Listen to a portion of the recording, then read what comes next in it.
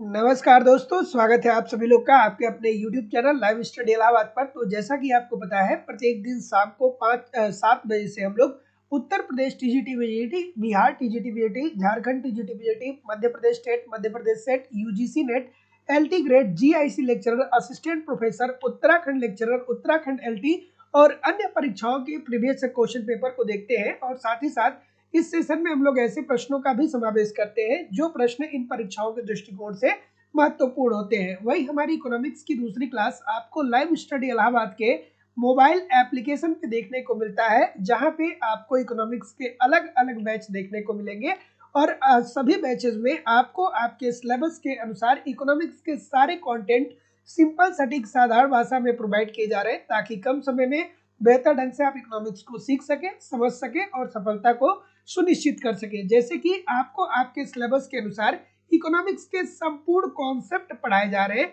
अर्थात कंप्लीट आपको थियरी पढ़ाई जा रही है, क्योंकि थियरी पढ़ना बहुत ही जरूरी है। जब तक आपकी थियरी ठीक तरीके से क्लियर नहीं होती है, जब तक आप थियरी को ठीक तरीके से तैयार नहीं करते हैं, तब तक बहुत सारे प्रकार के कंफ्यूजन आपके माइंड में विद्यमान होते हैं। तो आपके इसी रिक्वायरमेंट को ध्यान में रखते हुए सिंपल सटीक साधारण भाषा में लाइव स्टडी इलाहाबाद के मोबाइल एप्लीकेशन पे कंप्लीट आपको थियरी पढ़ाई जा रही है, अर्थात कॉन्सेप्ट पढ़ाया जा रहा है। इसकी लाइव क्लास होती है। अगर जो आप लाइव क्लास में नहीं जुड़ पाते हैं तो बाद में आपको रिकॉर्डेड क्लास मिल जाता है, तो आप अपने समय के अनुसार कभी भी क्लास को ज्वाइन कर सकते हैं। आपको यहाँ पे कंप्लीट इकोनॉमिक्स के नोट्स भी दिए जा रहे हैं। मेरी खुद की हैंडराइटिंग के द्वारा तैयार किया गया नोट्स मैं आप लोगों को प्रोवाइड करा रहा हूँ, ताकि आप एक तरफ थियरी को पढ़ते रहिए, अर्थात कॉन्सेप्ट को पढ़ते रहिए, और दूसरे तरफ नोट्स के माध्यम से रिवीजन करते रहिए।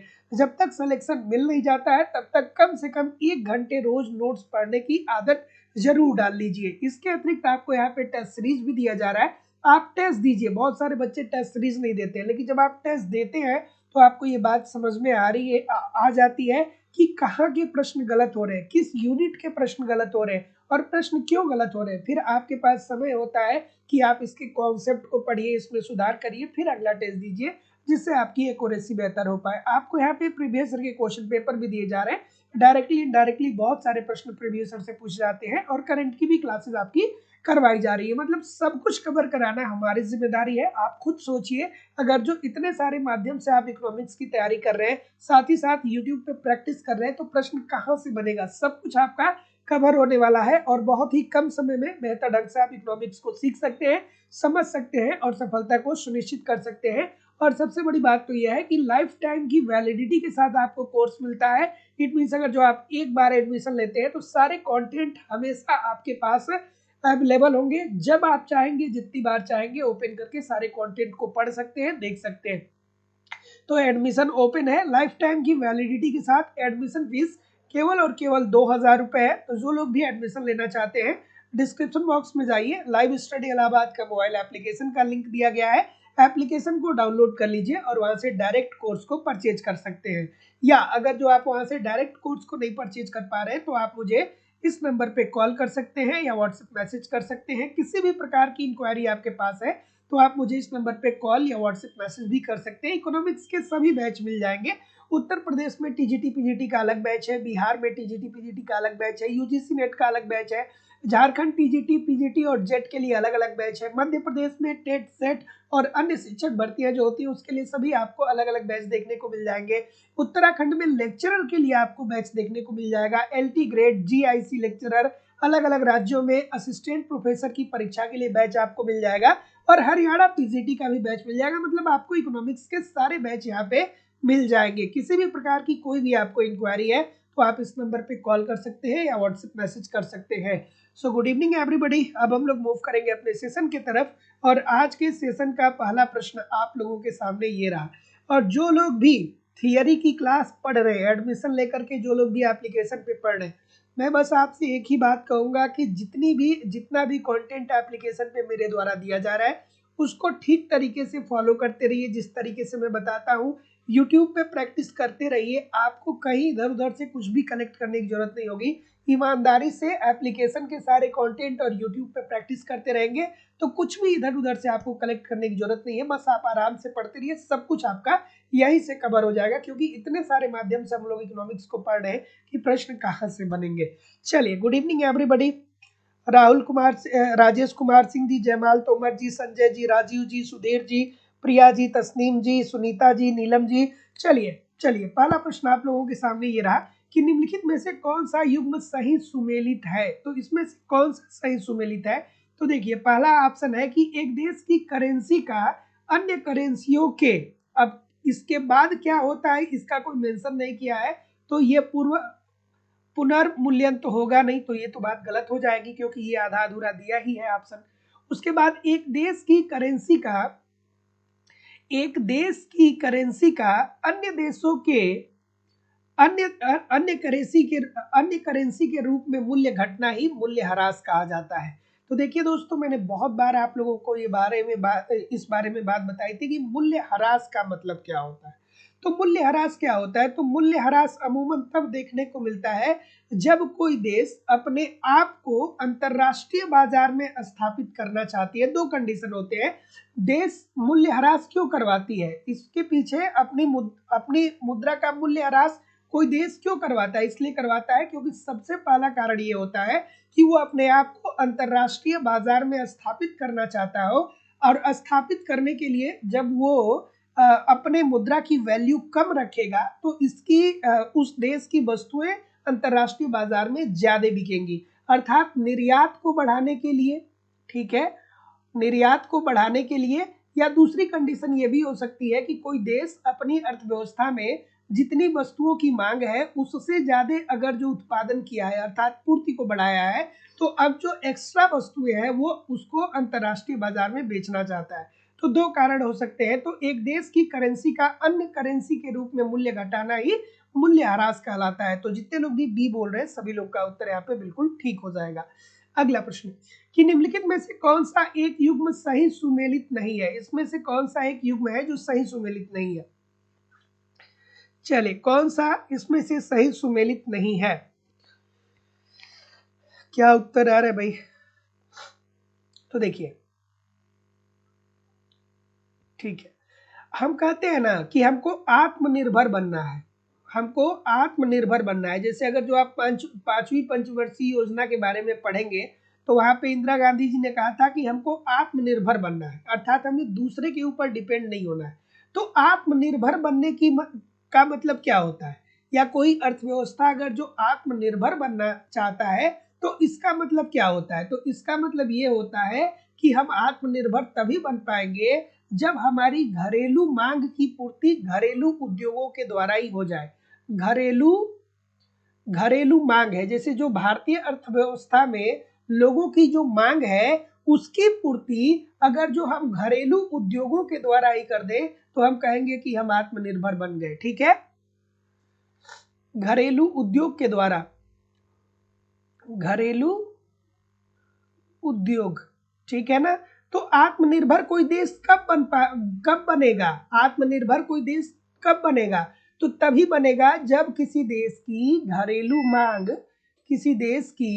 घरेलू मांग बराबर हो जाए घरेलू उत्पादन के। ठीक है, घरेलू मांग घरेलू उत्पादन के बराबर हो जाए, अर्थात हमारी अर्थव्यवस्था में जितनी वस्तुओं की मांग है इसका उत्पादन हम अगर जो अपनी ही अर्थव्यवस्था में कर लेते हैं तो हम कहेंगे कि हमारा देश आत्मनिर्भर बन गया है। ठीक है, तो इस प्रश्न के बारे में देखें तो ऑप्शन नंबर बी देखिए, आत्मनिर्भरता व्यापार की अनुपस्थिति होती है। तो जितने लोग भी बोल रहे हैं बी, सभी लोग का उत्तर ठीक हो जाएगा क्योंकि इसमें क्या पूछ रहा है? नहीं है। तो निम्नलिखित में से कौन सा एक युग्म सही सुमेलित नहीं है?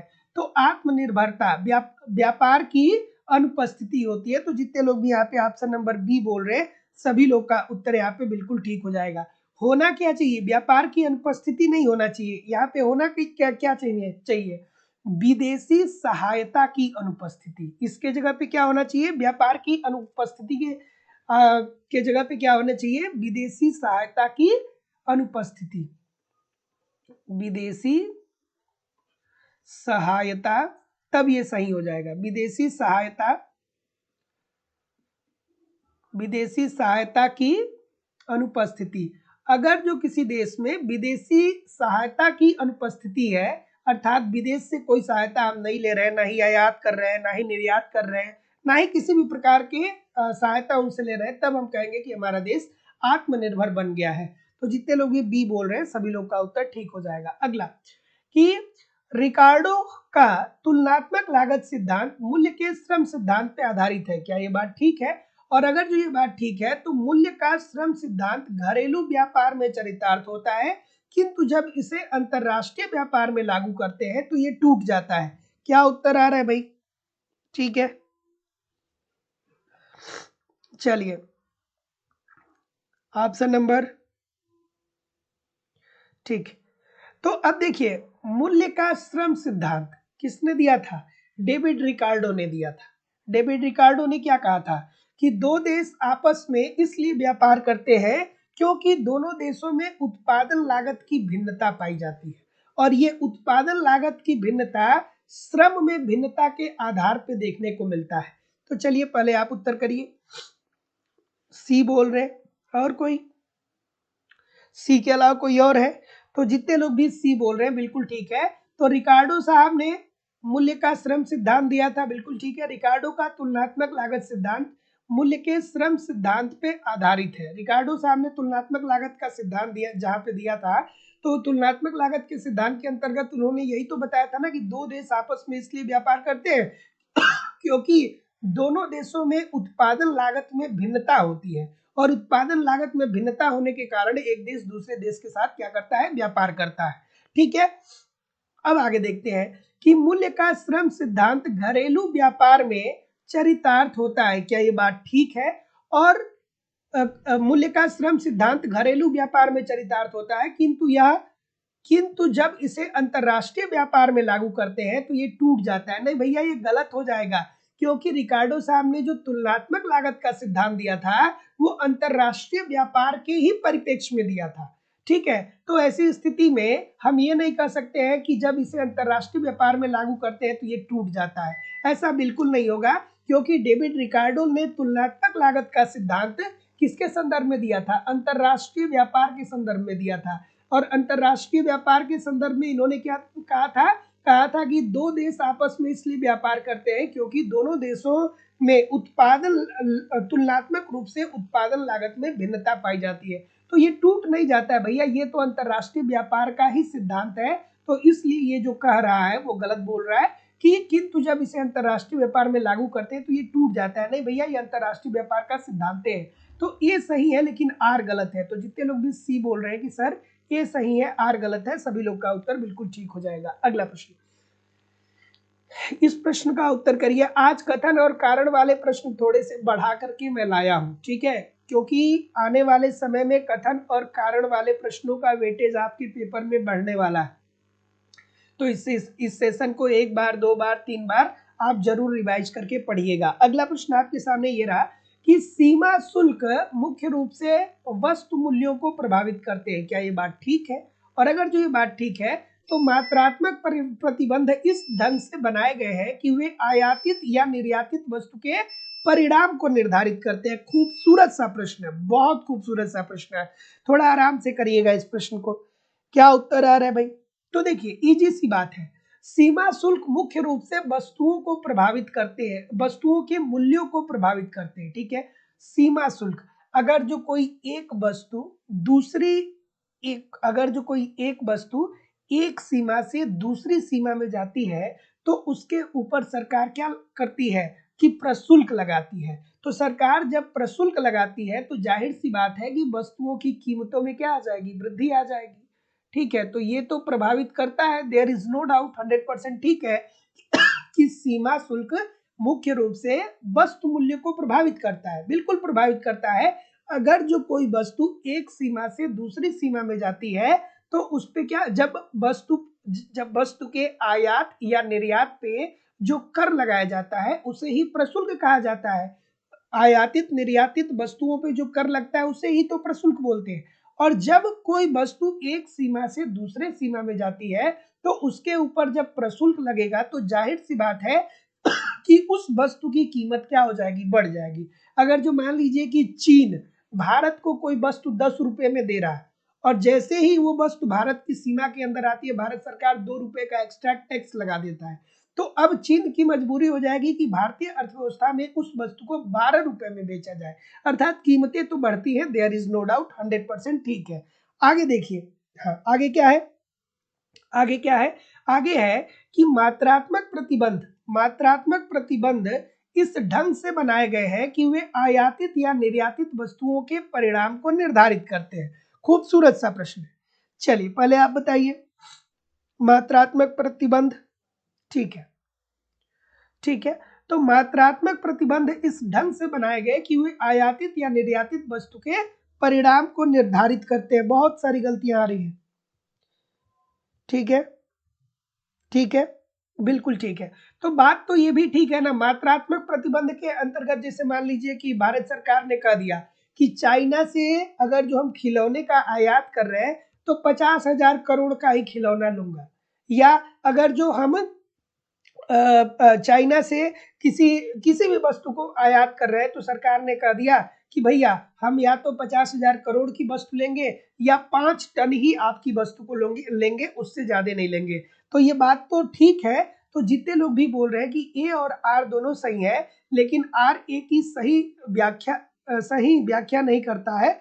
सभी लोग का उत्तर ठीक है, ए और आर दोनों सही है, परंतु आर ए का सही व्याख्या नहीं कर रहा है। Option number B according to the question this is the right answer हो जाएगा। अगला प्रश्न, बहुत सारे लोग इस प्रश्न को गलत कर रहे हैं। अगला कि औद्योगिक रूप से उन्नत देश द्वारा प्रभावी संरक्षण उपागम को व्यवहार में लाया जाता है और औद्योगिक देश पूंजीगत वस्तुओं पर अपेक्षाकृत कम दर पर प्रशुल्क लगाते हैं। अब देखिए कितना खूबसूरत सा प्रश्न है। अगर जो आपको इकोनॉमिक्स के कॉन्सेप्ट नहीं पता है तो इन प्रश्नों को सॉल्व करने में बहुत सारी कठिनाइयों का सामना करना पड़ेगा, लेकिन अगर जो आपने एक बार ठीक तरीके से इकोनॉमिक्स को पढ़ लिया तो ये प्रश्न बच्चों का खेल हो जाएगा, क्योंकि आपको पता होना चाहिए कि प्रशुल्क क्या होता है, उद्योग क्या होता है, संरक्षण शब्द का इस्तेमाल इकोनॉमिक्स में कहाँ करते हैं, पूंजीगत वस्तुएं क्या होती हैं। ये सारी चीजें अगर जो आपको पता है तो ये प्रश्न बहुत आसान है, और नहीं पता है तो प्रश्न बहुत कठिन है। तो जो लोग भी अभी तक एडमिशन नहीं लिए हैं एप्लीकेशन पे,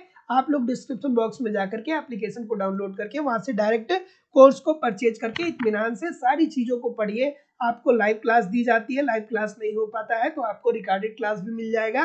तो आप अपने समय के अनुसार कभी भी जितनी बार चाहे एप्लीकेशन को ओपन करके सारी क्लासेस को देख सकते हैं। एक क्रम से क्लासेस को देखिए, यूट्यूब पे प्रैक्टिस करते रहिए, सब कुछ आपका कवर होने वाला है। क्या उत्तर आ रहा है भाई? ऑप्शन नंबर ए, बहुत सारे लोग ए बोल रहे हैं। ए के अलावा तो चलिए देखते हैं, औद्योगिक रूप से उन्नत देश द्वारा प्रभावी संरक्षण उपागम को व्यवहार में लाया जाता है। बिल्कुल ठीक है। अब इसका मतलब क्या हुआ? तो औद्योगिक रूप से मतलब ऐसे देश जो उद्योग में क्या है, सक्षम है या उन्नत है। जैसे हम बात करें अमेरिका की, तो अमेरिका में उद्योग क्या है, बहुत बेहतर है, ठीक है। उनकी औद्योगिक प्रणाली क्या है, बहुत खूबसूरत है। टेक्नोलॉजी में वो बहुत आगे है, उद्योग में वो बहुत आगे है।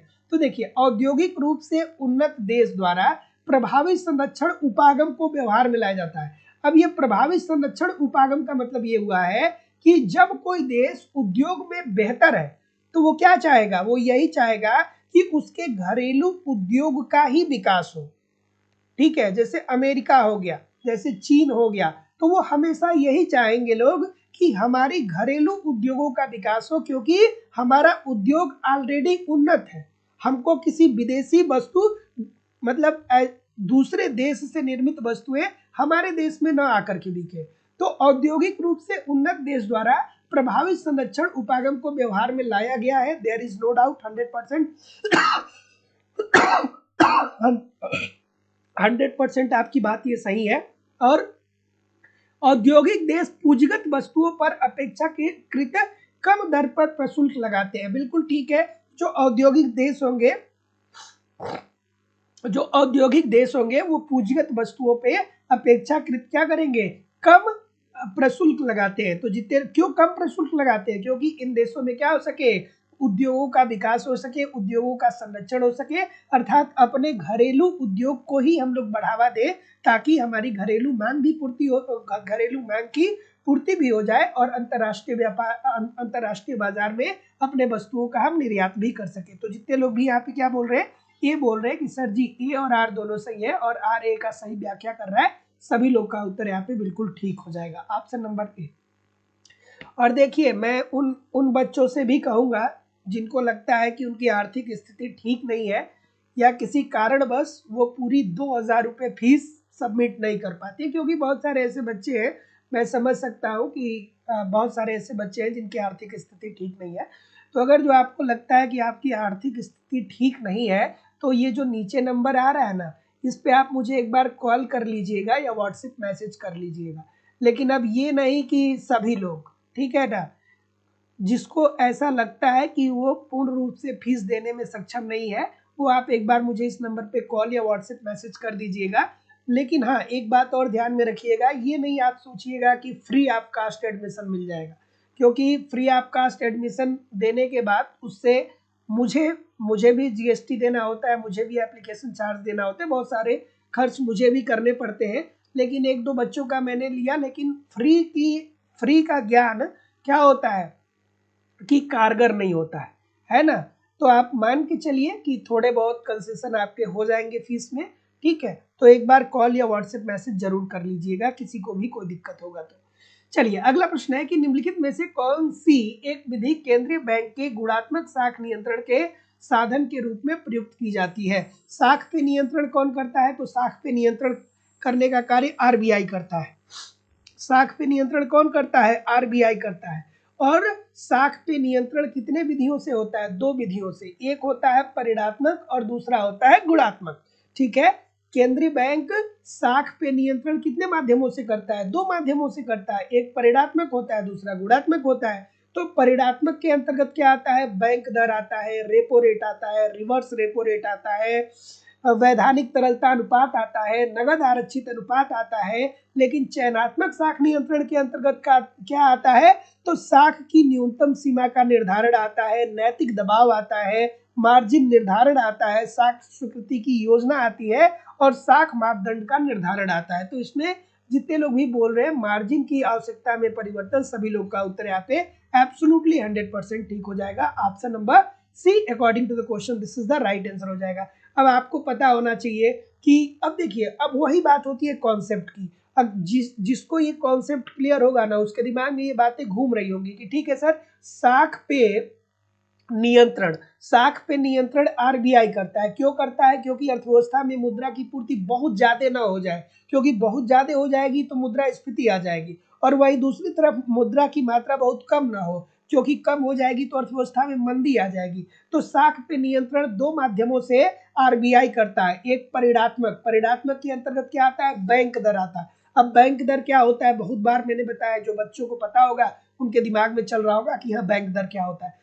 उसके बाद आपको रेपो रेट पता होनी चाहिए कि रेपो रेट क्या होता है, रेपो रेट भी पता होगा। रिवर्स रेपो रेट, वैधानिक तरलता अनुपात, नगद आरक्षित अनुपात, ये सब क्या है?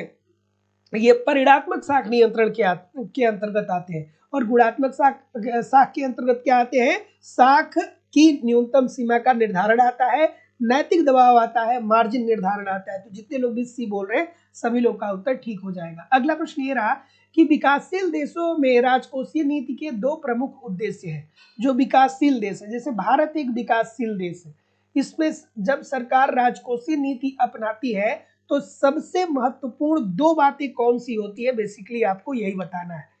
चलिए, क्या उत्तर आ रहा है भाई? सभी लोग एक बार वीडियो को लाइक और शेयर तो कर दो यार, इतने सारे लोग क्लास देख रहे हो फिर भी लाइक और शेयर की संख्या बहुत कम है। प्रिया सिंह जी, शिवानी श्रीवास्तव जी, ठीक है, सरमीत कौर जी, दीप माला पाल जी, सोनी शर्मा जी, बुद्धराज जी, ठीक है, संजय कुमार जी, मालती जी, अजय कुमार जी, सदानंद मिश्रा जी, मालती सोलंकी जी, सभी लोगों से निवेदन है, इतने सारे लोग क्लास देख रहे हैं फिर भी लाइक और शेयर की संख्या बहुत कम है। सभी लोग एक बार वीडियो को लाइक कर दीजिए और शेयर कर दीजिए।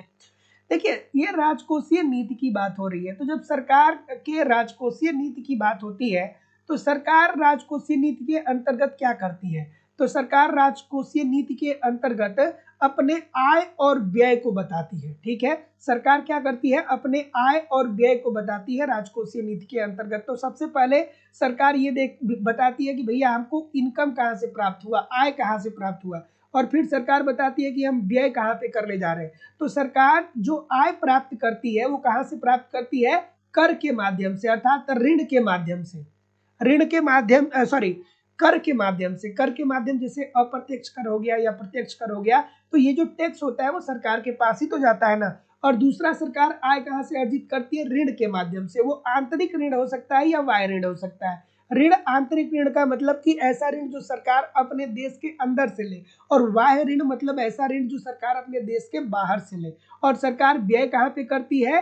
तो देश की आधारभूत संरचना को बेहतर करने के लिए, शिक्षा को बेहतर करने के लिए, स्वास्थ्य को बेहतर करने के लिए, सड़क को बेहतर करने के लिए, परिवहन को बेहतर करने के लिए, शिक्षा, स्वास्थ्य, बिजली, ठीक है, इन सबको क्या करती है? इन सबको बेहतर करने के लिए सरकार व्यय करती है। तो अब चलिए इस प्रश्न का उत्तर बताइए, इस प्रश्न का उत्तर बताइए। तो जितने लोग भी क्या बोल रहे हैं? तीव्र गति से आर्थिक विकास, बिल्कुल ठीक है। राजकोषीय नीति का उद्देश्य ये होता है कि किस तरीके से अर्थव्यवस्था में उत्पादकता का स्तर बढ़ाया जाए, उत्पादन किस तरीके से अर्थव्यवस्था में बढ़ाया जाए, ठीक है, उत्पादन किस तरीके से अर्थव्यवस्था में बढ़ाया जाए ताकि इससे बड़े पैमाने पे लोगों को रोजगार भी मिल सके और देश का आर्थिक विकास भी हो सके। क्योंकि जब उत्पादन बढ़ेगा तो देश की राष्ट्रीय आय बढ़ेगी, राष्ट्रीय आय बढ़ेगी तो देश आर्थिक विकास के पथ पे अग्रसर हो जाएगा।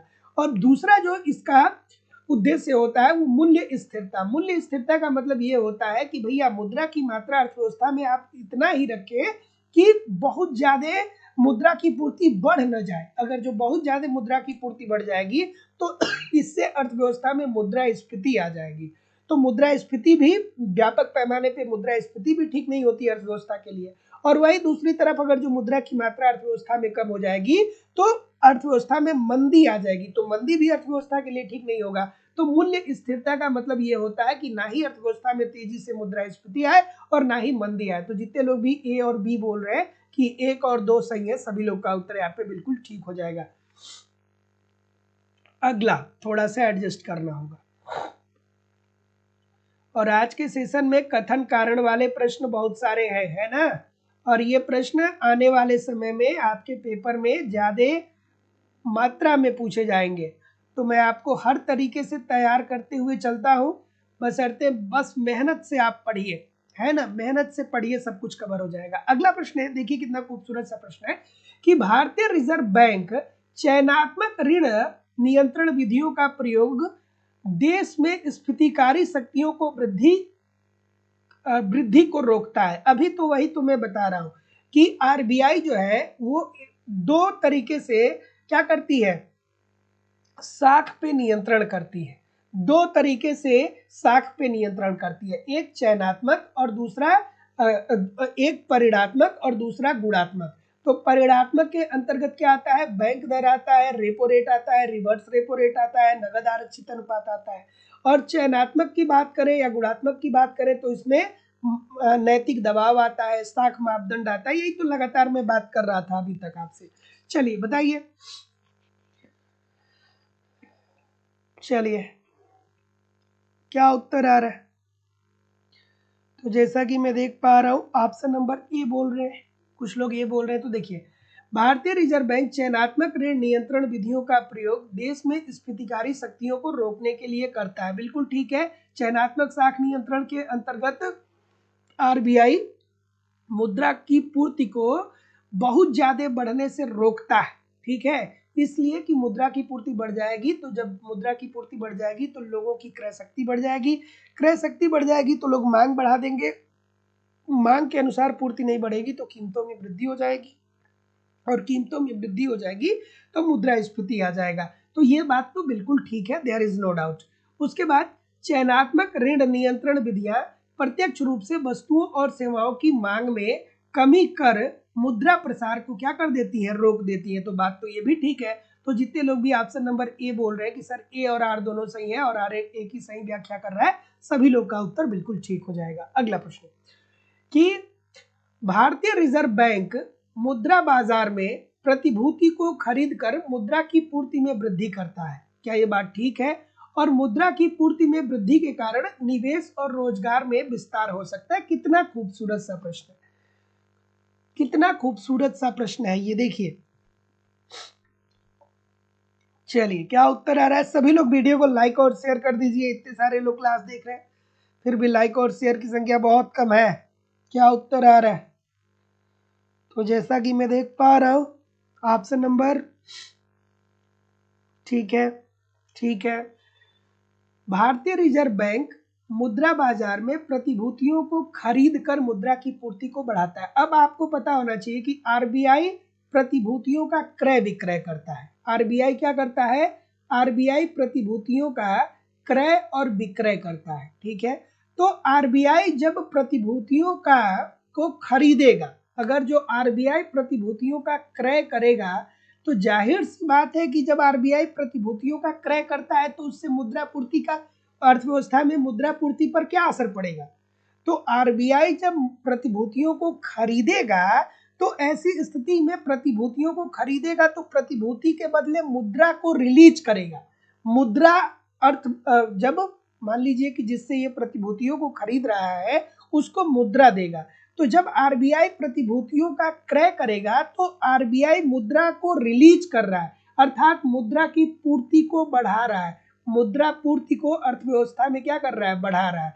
और ये कब ऐसा देखने को मिलता है? ये तब देखने को मिलता है जब अर्थव्यवस्था में मंदी की स्थिति होती है, जब अर्थव्यवस्था में मुद्रा की पूर्ति में वृद्धि होती है। तो जब मुद्रा की पूर्ति बढ़ती है तो लोगों की क्रय शक्ति बढ़ती है, और जब लोगों की क्रय शक्ति बढ़ती है तो लोग अपने मांग को बढ़ाते हैं। लोग अपने मांग को बढ़ाते हैं तो एक तरफ मांग में वृद्धि होती है, दूसरे तरफ उत्पादन भी बढ़ने लगता है, अर्थात पूर्ति में भी वृद्धि होने लगती है। तो मांग व पूर्ति जब तेजी से ऊपर बढ़ने लगता है तो ऐसी स्थिति में उत्पादकता में वृद्धि देखने को मिलती है, और जब उत्पादकता में वृद्धि देखने को मिलती है तो देश की राष्ट्रीय आय में वृद्धि देखने को मिलती है, और जब देश की राष्ट्रीय आय में वृद्धि देखने को मिलती है तो देश आर्थिक विकास के पथ पे अग्रसर हो जाता है। लेकिन वहीं अगर जो आरबीआई प्रतिभूतियों का विक्रय करेगा, अगर जो प्रतिभूति को बेचेगा, अगर जो आरबीआई प्रतिभूति को बेचेगा, तो अब आरबीआई से जो प्रतिभूतियों को खरीदेगा उसको क्या करना पड़ेगा? आरबीआई को पैसा देना पड़ेगा। तो अब यहाँ पे क्या हो जाएगा? यहाँ पे पैसा जब आरबीआई प्रतिभूतियों का विक्रय करेगा तो मुद्रा की जो मात्रा है वो अब अर्थव्यवस्था से आरबीआई के पास चली जाएगी। इट मीन्स कि अर्थव्यवस्था में मुद्रा पूर्ति की कमी हो जाएगी, मुद्रा पूर्ति की कमी हो जाएगी। और जब मुद्रा पूर्ति की कमी हो जाएगी तो ऐसी स्थिति में लोगों की क्रय शक्ति कम हो जाएगी। लोगों की क्या होगी? क्रय शक्ति कम हो जाएगी। क्रय शक्ति कम हो जाएगी तो लोग अपने मांग को कम कर लेंगे, और जब अपने मांग को लोग कम कर लेंगे तो उत्पादन भी कम होने लगेगा, अर्थात पूर्ति में भी कमी आने लगेगी। और अमूमन ऐसा क्यों किया जाता है? ऐसा तब किया जाता है जब अर्थव्यवस्था में मुद्रास्फीति हो। अर्थव्यवस्था में जब मुद्रास्फीति हो तो मुद्रास्फीति से निपटने के लिए आरबीआई प्रतिभूतियों का विक्रय करता है। और प्रतिभूतियों का क्रय कब करता है आरबीआई? ये तब करता है जब अर्थव्यवस्था में मंदी है, अर्थव्यवस्था में मुद्रा की पूर्ति को बढ़ाना है। तो प्रतिभूतियों का क्रय कर, देखिए अब बहुत सारे बच्चे इस बात को नहीं जानते हैं कि प्रतिभूतियों का क्रय विक्रय से क्या होता है। तो खुले बाजार में प्रतिभूतियों का क्रय विक्रय आरबीआई करता है ना, इसीलिए मैं बोलता हूँ कि आप कॉन्सेप्ट को पढ़िए, क्योंकि कॉन्सेप्ट एक बार समझ लिए तो ये सारी चीजें आसान हो जाएंगी, नहीं समझेंगे तो बहुत सारी चीजें बस कंफ्यूजन की स्थिति में बने रहेंगे। अब देखिए, खुले बाजार में प्रतिभूतियों का क्रय विक्रय आरबीआई करता है ना, क्यों करता है? तो आरबीआई जब खुले बाजार में प्रतिभूतियों का क्रय करेगा तो इससे जब क्रय करेगा तो भाई प्रतिभूति आरबीआई के पास आएगी, तो इसके एवज में आरबीआई को मुद्रा त्यागना पड़ेगा। तो जब मुद्रा त्यागना पड़ेगा तो ये मुद्रा अर्थव्यवस्था में आएगी तो मुद्रा की पूर्ति में वृद्धि होगी। जब मुद्रा की पूर्ति में वृद्धि होगी तो सबके पास पैसा क्या हो जाएगा? सबके पास पैसा आने लगेगा, सबके पास मुद्रा की पूर्ति बढ़ जाएगी। मुद्रा की पूर्ति बढ़ेगी तो क्रय शक्ति बढ़ेगी, क्रय शक्ति बढ़ेगी, मांग बढ़ेगी, मांग व पूर्ति बढ़ेगा, उत्पादन बढ़ेगा और देश का आर्थिक विकास होगा। ठीक है, लेकिन आरबीआई जब प्रतिभूतियों का विक्रय करता है तो वो तब करता है जब अर्थव्यवस्था में मुद्रास्फीति की स्थिति विद्यमान होती है, अर्थात कीमतें बहुत तेजी से बढ़ती हैं। तो आरबीआई प्रतिभूतियों का विक्रय करता है जिससे मुद्रा की जो मात्रा है वो आरबीआई की तरफ चली जाती है और अर्थव्यवस्था में मुद्रा की मात्रा कम हो जाती है। और मुद्रा की मात्रा कम हो जाएगी तो क्रय शक्ति में कमी आएगा, क्रय शक्ति कम होगा तो मांग व पूर्ति कम होगा, और जब मांग व पूर्ति बराबर हो जाएगा तो मुद्रास्फीति स्वतः ही क्या हो जाएगी? मुद्रास्फीति स्वतः ही खत्म हो जाएगी। तो इस प्रश्न के बारे में अगर जो हम लोग बात करें तो जितने लोग भी ए बोल रहे हैं कि सर ए और आर दोनों सही है और आर ए का सही स्पष्टीकरण कर रहा है। सभी लोग का उत्तर ठीक हो जाएगा। तो यही तो बात मैं बोल रहा था ना कि भारतीय रिजर्व बैंक मुद्रा बाजार में प्रतिभूतियों को खरीद के मुद्रा पूर्ति को क्या कर देता है, बढ़ा देता है। खरीदता है तो बढ़ा देता है, और मुद्रा की पूर्ति में वृद्धि के कारण निवेश और रोजगार बढ़ जाएगा, क्योंकि जब मुद्रा की पूर्ति में वृद्धि होगी, अर्थव्यवस्था में मुद्रा की पूर्ति बढ़ेगी, तो जाहिर सी बात है कि हाँ ठीक है, अर्थव्यवस्था में मुद्रा की पूर्ति होगी तो जाहिर सी बात है कि इससे लोगों की मांग में वृद्धि होगी। जब मांग बढ़ेगी तो उत्पादन अर्थात पूर्ति में भी वृद्धि होगी। मांग व पूर्ति बढ़ेगा तो देश में उत्पादन का स्तर बढ़ेगा, और उत्पादन का स्तर बढ़ेगा तो देश की राष्ट्रीय आय बढ़ेगी, और देश की राष्ट्रीय आय बढ़ेगी तो देश आर्थिक विकास के पथ पे अग्रसर हो जाएगा। तो जितने लोग भी ऑप्शन नंबर क्या बोल रहे हैं, ये बोल रहे हैं कि सर ए और आर दोनों से, या आर ए की सही व्याख्या कर रहे हैं, सभी लोग का उत्तर बिल्कुल ठीक है। अगला कि कर का समग्र भार क्रेता वहन करेगा यदि। अब देखिए यहाँ पे भी एक कॉन्सेप्ट मैं बताऊंगा, यहाँ से बार बार आपके पेपर में प्रश्न पूछा जाता है, एक बार नहीं अनेकों बार ये प्रश्न आपके पेपर में पूछा जाता है, अमूमन एक प्रश्न पूछ ही लिया जाता है।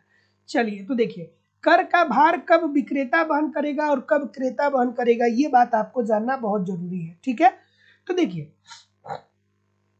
यहाँ पे ये जानने के लिए आपको दो बातें जाननी होंगी कि मांग लोचदार का मतलब क्या होता है और मांग बेलोचदार का मतलब क्या होता है। ठीक है, अब इस प्रश्न को जानने के लिए आपको लोचदार मांग और बेलोचदार मांग जानना जरूरी है। ठीक है, लोचदार मांग, लोचदार मांग, लोचदार मांग क्या होता है भाई, और दूसरा बेलोचदार मांग, बेलोचदार मांग, ये दोनों बातें आपको जानना जरूरी है। तो लोचदार मांग का मतलब ये होता है कि एक उपभोक्ता है, अगर वो चाहे तो अपनी मांग में परिवर्तन कर सकता है, तो इसे मांग लोचदार बोलते हैं। जैसे मान लीजिए, देखिए ध्यान से समझिएगा कि जैसे 10 रुपए का लाइफ बॉय भी मिल रहा है और 10 रुपए का लक्स भी मिल रहा है। तो लाइफ बॉय 10 रुपए का मिल रहा है, 10 रुपए का लक्स मिल रहा है, लेकिन लाइफ बॉय की कीमतों में वृद्धि हो जाए, लाइफ बॉय 12 रुपए का मिलने लगे और लक्स 10 रुपए का मिले, तो आप लाइफ बॉय की मांग को कम कर देंगे और आप लक्स की मांग को बढ़ा देंगे, क्योंकि लक्स 10 ही रुपए में आपको मिल रहा है। इसका मतलब कि मांग लोचदार है। लेकिन वही बेलोचदार मांग का मतलब ये होगा कि आप अपने मांग में परिवर्तन नहीं कर सकते। जैसे कि नमक हो गया, तो नमक की मांग बेलोचदार होती है। नमक 30 रुपया पर केजी है तो भी उतना ही आप उपभोग करेंगे, यदि 300 रुपया पर केजी हो जाएगी तो उतना ही उपभोग करेंगे, 3000 रुपये पर केजी हो जाएगी तो उतना ही उपभोग करेंगे, क्योंकि नमक की मांगी गई मात्रा में आप परिवर्तन नहीं कर सकते। सब्जी में जितनी नमक पड़ती है उतना पड़ेगा ही पड़ेगा, चाहे 30 रुपया पर केजी हो, चाहे 3 रुपया पर केजी हो, चाहे 3000 पर केजी हो, चाहे 300 पर केजी हो। ठीक है, तो ये होता है बेलोचदार मांग। तो अब देखिए, कर का समग्र भार विक्रेता कब वहन करेगा, तो चलिए क्या उत्तर आ रहा है भाई, सी बोल रहे।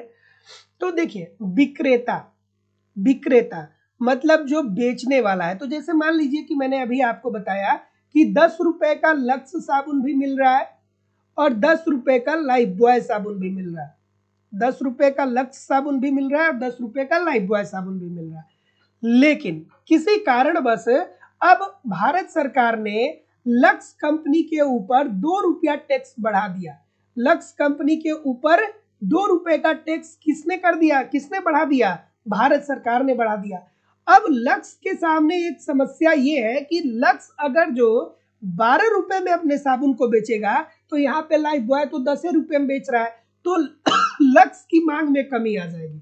तो ऐसी स्थिति में लक्स ये सोचेगा कि भारत सरकार ने 2 रुपया हमारे ऊपर जो टैक्स लगाया है ना, वो हम खुद से वहन कर लेंगे, हम खुद वहन कर लेंगे, क्योंकि अगर जो हम इस टैक्स को विक्रेता के ऊपर डालेंगे, सॉरी क्रेता के ऊपर डालेंगे, तो क्रेता हमारा भाग जाएगा। तो ऐसी स्थिति में अगर जो लोचदार मांग है और भारत सरकार मान लीजिए कि लक्स कंपनी के ऊपर 2 रुपये एक्स्ट्रा टैक्स लगा दी है, तो लक्स कंपनी चाह करके भी अपने साबुन की कीमत को 10 रुपए से ज्यादा नहीं बढ़ाएगा। क्यों नहीं बढ़ाएगा, क्योंकि अगर जो ये 12 रुपए का कर देगा तो उपभोक्ता मांग में परिवर्तन कर देगा और वो लाइफ बॉय को ही खरीदेगा, लक्स की मांग में कमी आ जाएगी, और एक विक्रेता ऐसा कभी नहीं चाहेगा।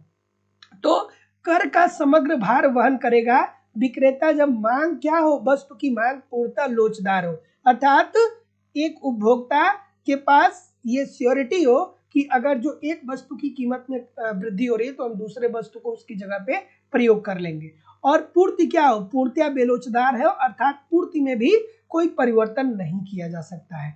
तो ये अगर जो लोचदार मांग है तो कर का पूरा भार विक्रेता वहन करेगा, और अगर जो बेलोचदार मांग है तो कर का पूरा भार कौन वहन करेगा, क्रेता वहन करेगा। जैसे कि अभी मैं बोल रहा था कि अगर जो नमक के ऊपर 50 रुपया टैक्स डाल दिया जाए और नमक अभी 30 रुपया पर केजी मिल रहा है और नमक 80 रुपया पर केजी हो जाए, तो नमक बनाने वाली कंपनी जो है ना, वो अगर जो भारत सरकार मान लीजिए कि टाटा नमक बनाती है, तो भारत सरकार अगर जो टाटा नमक पे 50 रुपया टैक्स बढ़ा देती है, ठीक है, तो टाटा नमक वाला ये थोड़ी करेगा कि 50 रुपया अपने जेब से देगा, वो ऐसा नहीं करेगा।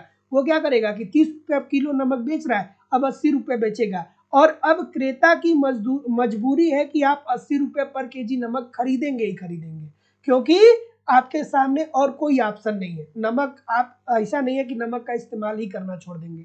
तो जितने लोग भी ऑप्शन नंबर सी बोल रहे हैं बिल्कुल ठीक बोल रहे हैं। तो याद रखिएगा कि मांग लोचदार है तो कर का भार कौन वहन करेगा, विक्रेता, और मांग बेलोचदार है तो कर का भार कौन वहन करेगा, क्रेता। ये दोनों बातें आपको ध्यान में रखनी है। अगला, चलिए, कि निम्नलिखित में से कौन सा एक युग्म सही सुमेलित है। चलिए भाई, अंकुर मिश्रा जी, नीलम कुमारी जी, राजेश कुमार सिंह जी, सुनीता गुप्ता जी, नैना यादव जी, पारस कुमार जी, नौशाद अली जी, बुद्धराज जी, सीमा माथुर जी, कुलदीप कुमार जी, पूनम गुप्ता जी। सभी लोगों से निवेदन है कि इतने सारे लोग क्लास देख रहे हैं फिर भी लाइक और शेयर की संख्या बहुत कम है। सभी लोग एक बार वीडियो को लाइक कर दीजिए और शेयर कर दीजिए। क्या उत्तर आ रहा है भाई कि निम्नलिखित में से कौन सा युग्म सही सुमेलित है। इसमें से कौन सा युग्म सही सुमेलित है भैया, क्या उत्तर आ रहा है। तो जितने लोग भी, अब यहाँ पे क्या पता होना चाहिए आपको, क्या पता होनी चाहिए कि राजकोषीय घाटा इज इक्वल टू क्या होता है। राजकोषीय घाटे का फॉर्मूला सभी लोग लिख करके बताइएगा। राजकोषीय घाटा इज इक्वल टू क्या होता है, क्या होता है, कुल व्यय माइनस कुल आय। कई तरीके से लिखते हैं इसको, सरकार का कुल व्यय माइनस सरकार की कुल आय। यही तो सरकार की राजकोषीय घाटा, यही तो सरकार का राजकोषीय घाटा होता है। और राजकोषीय घाटा का संबंध किससे हो जाएगा, जीडीपी से हो जाएगा। क्यों, क्योंकि जीडीपी में समस्त आय और व्यय को शामिल किया जाता है। तो जितने लोग भी ऑप्शन नंबर ए बोल रहे हैं सभी लोग का उत्तर ठीक हो जाएगा कि राजकोषीय घाटा का संबंध किससे है, जीडीपी से है। क्योंकि राजकोषीय घाटा इज इक्वल टू क्या होता है, सरकार का कुल व्यय माइनस सरकार की कुल आय, ठीक है। और जब हम लोग जीडीपी की बात करते हैं तो कुल व्यय और कुल आय की बात करते हैं। So option number A according to the question this is the right answer हो जाएगा। अगला प्रश्न ये रहा, थोड़ा सा एडजस्ट करना होगा। सभी लोग एक बार वीडियो को लाइक और शेयर कर दिया करिए। अब देखिए ये कितना खूबसूरत सा प्रश्न है। ये अक्सर अलग अलग परीक्षाओं में पूछा गया है कि भारतीय आयकर, भारत में किस प्रकार का आयकर विद्यमान है। चलिए, क्या उत्तर आ रहा है भाई, ठीक है, संख्या बहुत कम है भाई, लोग अब रेस्ट करने लगे क्या। देखिए, जो इस समय मेहनत कर लेगा आगे के रास्ते बहुत आसान हो जाएंगे, लेकिन जो लोग इस समय नहीं पढ़ रहे हैं ना, वो कंपटीशन से वैसे ही बाहर है, सीधी सीधी बात है। क्योंकि अब आने वाले समय में देखिए हर जगह परीक्षा है। अगर जो आप इस समय मेहनत नहीं कर रहे, इस समय आप नहीं पढ़ रहे, तो आप कंपटीशन से वैसे ही बाहर है। क्योंकि जो शिक्षा होता है ना, वो फसल के समान होता है। जैसे एक किसान जब फसल उगाता है तो दिन प्रतिदिन रोज जाता है अपने खेत के तरफ, अपने प्लाट के तरफ, रोज जाता है कि कहीं फसल में कीड़े तो नहीं लग गए, कहीं पानी की कमी तो नहीं हो गई, कहीं फसल सूख तो नहीं रहा है, कहीं फसल में बहुत ज़्यादा पानी तो नहीं हो गया। उसी तरीके से शिक्षा भी है। जब तक आप रोज नहीं पढ़ेंगे ना, जब तक आप रोज नहीं पढ़ेंगे ना, तब तक आपको रिजल्ट मिलने वाला नहीं है। अब आप पढ़ाई में 10 दिन का गैप कर दीजिए, 20 दिन का गैप कर दीजिए, आप जितना पढ़े उसमें मैक्सिमम ऐसी चीजें होगी जो आपके सामने धुंधली हो जाएंगी, ठीक है। तो इसीलिए लगातार पढ़िए, निरंतर पढ़िए, तभी मजा आएगा। सिलेक्शन लेना ही है तो निरंतर पढ़िए, है ना। चलिए, क्या उत्तर होगा, कि भारतीय आयकर क्या होगा भाई? तो सी बोल रहे हैं सभी लोग, सी क्यों बोल रहे हैं? सी क्यों बोल रहे हैं? चलिए देखते हैं। प्रगामी होता है, बिल्कुल ठीक है, प्रगामी होता ही है। बहुत बार मैंने बताया कि प्रगतिशील कर क्या होता है। तो प्रगतिशील कर, प्रतिगामी कर, समानुपातिक कर और अधोगामी कर, ये 4 कर होते हैं, आपको पता होनी चाहिए। तो प्रगतिशील कर क्या होता है कि जिस अनुपात में आपकी आय बढ़ती है उसी अनुपात में आपका कर का दर भी बढ़ता है, ये प्रगतिशील कर है। प्रतिगामी कर में क्या होता है कि जितनी तेजी से आपकी आय बढ़ती है उतनी तेजी से आपकी कर की दर नहीं बढ़ती है। उसके बाद समानुपातिक कर क्या होता है कि जैसे कि अप्रत्यक्ष करों में देखने को मिलता है कि सभी वर्ग पर समान रूप से टैक्स मिलता है। और लास्ट जो होता है वो अधोगामी कर। यहाँ पे क्या होता है कि जैसे जैसे उपभोक्ता की आय में वृद्धि होती है वैसे वैसे कर की दर तो बढ़ती है, लेकिन एक बिंदु पे जाने के बाद उपभोक्ता की आय बहुत तेजी से बढ़ जाती है लेकिन कर की दर उतनी तेजी से नहीं बढ़ पाती है। तो चलिए क्या उत्तर आ रहा है, चलिए देखते हैं। ऑप्शन नंबर, बहुत सारी गलती आ रही यार। प्रगामी कर है, बिल्कुल ठीक है। आप मुकेश अंबानी को देखिए, मतलब बड़े बड़े उद्योगपतियों को देखिए, बिल्कुल ठीक है, इनकी इनकम बहुत है, उसकी अपेक्षा में टैक्स बहुत कम है। समान अनुपातिक कर, क्या भारत में समानुपातिक कर पाया जाता है? समान अनुपात में। तो अप्रत्यक्ष कर क्या होता है? अप्रत्यक्ष कर क्या होता है? समान अनुपातिक कर ही तो होता है ना भैया, कि गरीब हो चाहे अमीर हो, ठीक है, गरीब हो चाहे अमीर हो, 5 रुपए का अगर जो पार्ले जी खरीदेगा तो अगर जो 50 पैसा टैक्स अमीर उस पे दे रहा है तो 85 पैसा टैक्स गरीब भी देगा, ठीक है, तो ये भी बात ठीक है। और प्रत्यक्ष कर, इनकम टैक्स क्या होता है? भारत में प्रत्यक्ष कर है ना, इनकम टैक्स प्रत्यक्ष कर होता है और ये आय लोचदार होता है। आय लोचदार होता है, इसका कोई मतलब नहीं निकलता है। तो जितने लोग भी ऑप्शन नंबर बी बोल रहे हैं कि सर जी 1, 2 और 3, सभी लोग का उत्तर यहाँ पे बिल्कुल ठीक हो जाएगा। Option number B according to the question this is the right answer हो जाएगा। अगला प्रश्न कि निम्नलिखित में से कौन सा एक भारत की कृषि संपत्ति और आय के करारोपण से अनन्य रूप से संबंधित है? क्या उत्तर आ रहा है भाई? ऑप्शन नंबर, ठीक, कि निम्नलिखित में से कौन सा एक भारत की कृषि संपत्ति और आय के करारोपण से अनन्य रूप से संबंधित है? तो आपको पता होना चाहिए कि राज्य समिति बनी थी। राज्य समिति बनी थी, कब बनी थी? राज्य समिति कब बनी थी? 1972 में बनी थी। और ये जो राज्य समिति थी उसका संबंध किससे था? कि कृषि संपत्ति और आय के करारोपण से। तो जितने लोग भी डी बोल रहे हैं बिल्कुल ठीक बोल रहे हैं। तो याद रखिएगा कि 1972 में राज्य समिति बनाई गई थी और इस राज्य समिति का काम ये था कि ये सरकार को ये बताए कि कृषि संपत्ति और आय के करारोपण से किस तरीके से किसानों को अधिकतम लाभ दिया जा सकता है और किस तरीके से सरकार यहाँ से आय का भी अर्जन कर सकती है। So option number D according to the question this is the right answer हो जाएगा। अगला, भारत सरकार की प्रथम पंचवर्षीय योजना आधारित है। अब इजी सा प्रश्न है, इजी सा प्रश्न है, क्या उत्तर आ रहा है भाई? क्या उत्तर आएगा कि भारत सरकार की प्रथम पंचवर्षीय योजना आधारित थी? किस पे आधारित थी भाई? तो जैसा कि मैं देख पा रहा हूं इजी सा प्रश्न है, ये तो बच्चों वाला प्रश्न है, कोई भी बता देगा, है ना। तो प्रथम पंचवर्षीय योजना हैरड डोमर मॉडल पे आधारित थी। द्वितीय पंचवर्षीय योजना पीसी महालनोबिस पे मॉडल पे आधारित थी। द्वितीय पंचवर्षीय योजना पीसी महालनोबिस मॉडल पे आधारित थी, ठीक है। चलिए पहले आप उत्तर करिए। अच्छा, ठीक ठीक।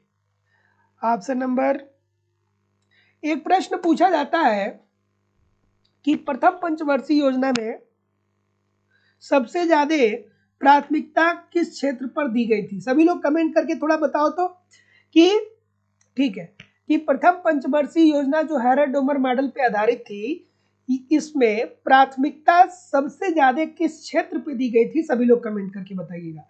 तो याद रखिएगा दोस्तों कि जो पहली पंचवर्षीय योजना मॉडल थी वो हैरड डोमर मॉडल पे आधारित थी और प्रथम पंचवर्षीय योजना कब से कब तक चली थी? 1951 से लेकर के 1956 तक चली थी, यही तो प्रथम पंचवर्षीय योजना चली थी। हैरड डोमर मॉडल पे आधारित थी और इस पंचवर्षीय योजना में प्राथमिकता जो दिया गया था वो किसको दिया गया था? प्राथमिकता जो दिया गया था वो कृषि को दिया गया था। प्राथमिकता किसको दिया गया था? कृषि को दिया गया था। विकास का जो लक्ष्य निर्धारित किया गया, विकास लक्ष्य जो निर्धारित किया गया था वो किया गया था 2.1%, 2.1%, तथा प्राप्ति कितना हुआ? प्राप्ति हुआ था 3.6%, अर्थात इसमें हमें सफलता मिली थी क्योंकि मानसून हमारे अनुकूल था। तो जितने लोग भी बी बोल रहे हैं ठीक बोल रहे हैं। इसी तरीके से आपको 5वीं पंचवर्षीय योजना याद आनी चाहिए, गरीबी हटाओ। इंदिरा गांधी जी ने नारा दिया था जिसमें 20 सूत्री कार्यक्रम का भी शुभारंभ हुआ। फिर 8वीं पंचवर्षीय योजना आपको याद आनी चाहिए जहाँ पे मानव पूंजी के विकास के बारे में बात की गई थी। फिर 11वीं पंचवर्षीय योजना आपको याद आनी चाहिए, समावेशी विकास के बारे में बात की गई थी। फिर 12वीं और अंतिम पंचवर्षीय योजना 2012 से 2017 आपको याद आना चाहिए जिसमें उच्चतर समावेशी विकास के बारे में बात किया गया। ये सारी चीजें तभी आएंगी जब आप ठीक तरीके से कॉन्सेप्ट को पढ़ेंगे। चलिए भैया अगला प्रश्न आपके सामने ये रहा। बहुत बार ये प्रश्न पूछा गया है, थोड़ा आराम से दिमाग लगा करके इस प्रश्न का उत्तर करिए।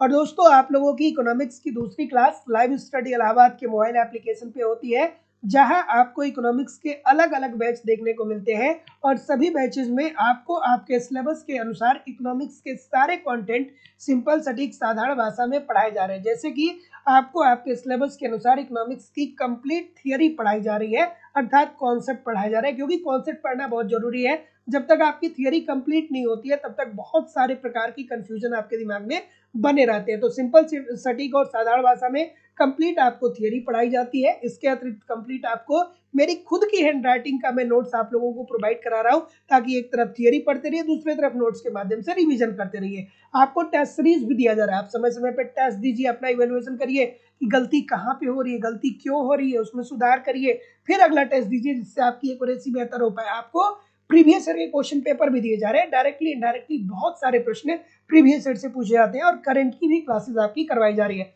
सब कुछ कवर कराना हमारी जिम्मेदारी है, बस आप ईमानदारी से एप्लीकेशन पे इन सारे कंटेंट को पढ़ते रहिए, यूट्यूब पर प्रैक्टिस करते रहिए, कहीं भी इधर उधर से कुछ भी आपको कलेक्ट करने की जरूरत नहीं है। एडमिशन ओपन है लाइफ टाइम की वैलिडिटी के साथ। एडमिशन फीस केवल और केवल 2000 रुपए है। तो जो लोग भी एडमिशन लेना चाहते हैं डिस्क्रिप्शन बॉक्स में जाइए, एप्लीकेशन का लिंक दिया गया है, एप्लीकेशन को डाउनलोड कर लीजिए और वहां से डायरेक्ट अपना कोर्स परचेज कर सकते हैं। या अगर जो आप डायरेक्ट कोर्स नहीं परचेज कर पा रहे हैं तो आप मुझे इस नंबर पे कॉल कर सकते हैं या व्हाट्सएप मैसेज भी कर सकते हैं। चलिए बताइए भाई क्या उत्तर आ रहा है। चलिए, और जो लोग भी एप्लीकेशन पे एडमिशन लेकर के पढ़ रहे हैं, बस एक बात मैं बोलूंगा कि बार बार रिवीजन भी करते रहिएगा। एक तरफ थियरी को पढ़ते रहिए, फिर रिवीजन करते रहिए, जो नोट्स दिया हो उसके माध्यम से टेस्ट सीरीज समय समय पे जरूर दीजिएगा, गलतियों को पहचानिएगा, उसमें सुधार करिएगा, फिर अगला टेस्ट दीजिएगा। प्रीवियस ईयर को ठीक तरीके से पढ़ते रहिएगा, करंट में करवा दूंगा, और यूट्यूब वाली क्लास रेगुलर पढ़ते रहिएगा। ठीक है, सब कुछ आपका कवर होने वाला है। क्या उत्तर आ रहा है भाई? तो सामुदायिक विकास कार्यक्रम की शुरुआत कब हुई थी? सामुदायिक विकास कार्यक्रम बहुत बार पूछा जाता है। 2 अक्टूबर 1952 में इसकी शुरुआत होती है। काम के बदले अनाज प्रोग्राम की बात करें तो ये कौन सा वित्तीय वर्ष था? 1968-69, 1977-78, ठीक है, 1977-1978, ठीक है, ये वाला वित्तीय वर्ष था। उसके बाद अगर जो बात करें ट्राइसेम की बात करें तो ये कब आया प्रकाश में? तो 1979 में। और IRDP की बात करें तो 1980, 1980। तो अब आप सुमेलित कर लीजिएगा। तो जितने लोग भी डी सुमेलित कर रहे हैं कि 2, 1, 3, 4, सभी लोग का उत्तर बिल्कुल ठीक हो जाएगा। अगला कि निम्नलिखित में से कौन सा एक भारतीय रिजर्व बैंक द्वारा अपनाया गया मात्रात्मक उधार नियंत्रण का उपाय नहीं है? अब देखिए, ये स्टार्टिंग से ही इस कॉन्सेप्ट के कितने सारे प्रश्न आए हैं। अभी तो मैं बताया हूं कि साख नियंत्रण की 2 विधियां हैं। साख पे नियंत्रण कौन करता है? RBI करता है। और साख का सृजन कौन करता है? वाणिज्यिक बैंकें करती है। ठीक है, साख का सृजन वाणिज्यिक बैंकें करती हैं और साख पे नियंत्रण कौन करता है? तो साख पे नियंत्रण आरबीआई करता है। साख पे नियंत्रण कितने माध्यम से होता है? दो माध्यम से, एक परिणात्मक होता है और और दूसरा गुणात्मक होता है। चलिए क्या उत्तर आ रहा है भाई? ऑप्शन नंबर, ठीक है, ठीक है। तो देखिए ये पूछ रहा है कि मात्रात्मक उपाय नियंत्रण नहीं है, तो मात्रात्मक के अंतर्गत क्या आता है? बैंक दर आता है, रेपो रेट आता है, रिवर्स रेपो रेट आता है, नगद रिजर्व अनुपात आता है, विधिक तरलता अर्थात वैधानिक तरलता अनुपात आता है। लेकिन नैतिक प्रयोजन जो है ये मात्रात्मक नियंत्रण के अंतर्गत नहीं आता है। ये किसके अंतर्गत आता है? ये चयनात्मक नियंत्रण के अंतर्गत आता है। तो जितने लोग भी ऑप्शन नंबर डी बोल रहे हैं बिल्कुल ठीक बोल रहे हैं। अगला, कि भारत में कृषि कराधान के कठिन होने का कारण है। चलिए भाई, और जितने लोग लाइव हैं उतने लोग भी लाइक नहीं किए वीडियो को। क्यों क्यों भाई, ऐसा क्यों है? सभी लोग वीडियो को लाइक कर दीजिए और शेयर कर दीजिए। चलिए क्या उत्तर आ रहा है? ठीक है, ऑप्शन नंबर,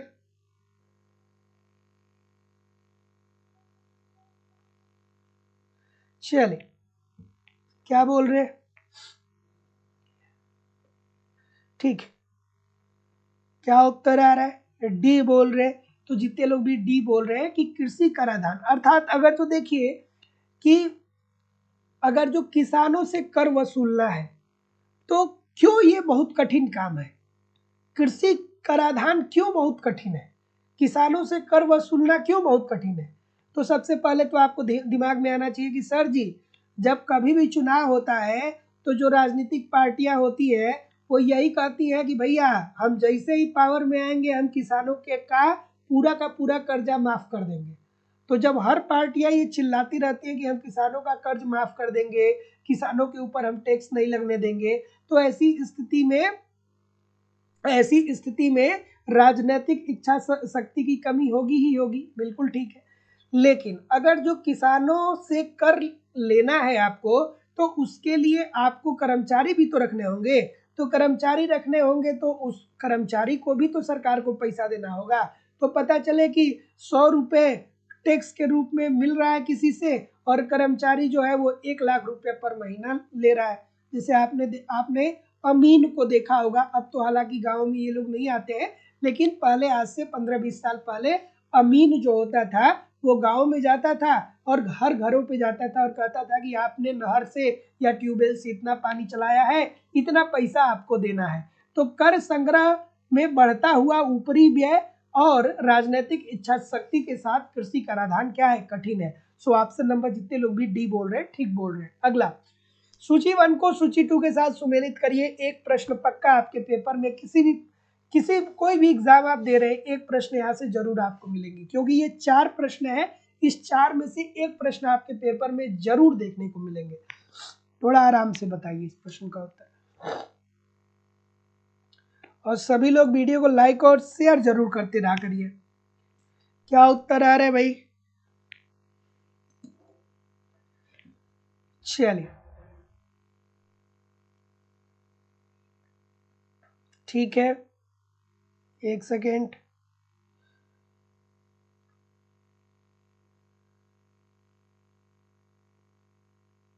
ठीक, क्या उत्तर आ रहा है?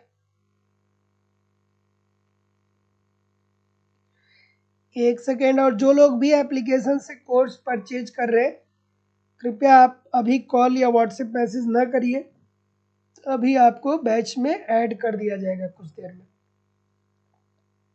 ठीक, सो क्या उत्तर आ रहा है?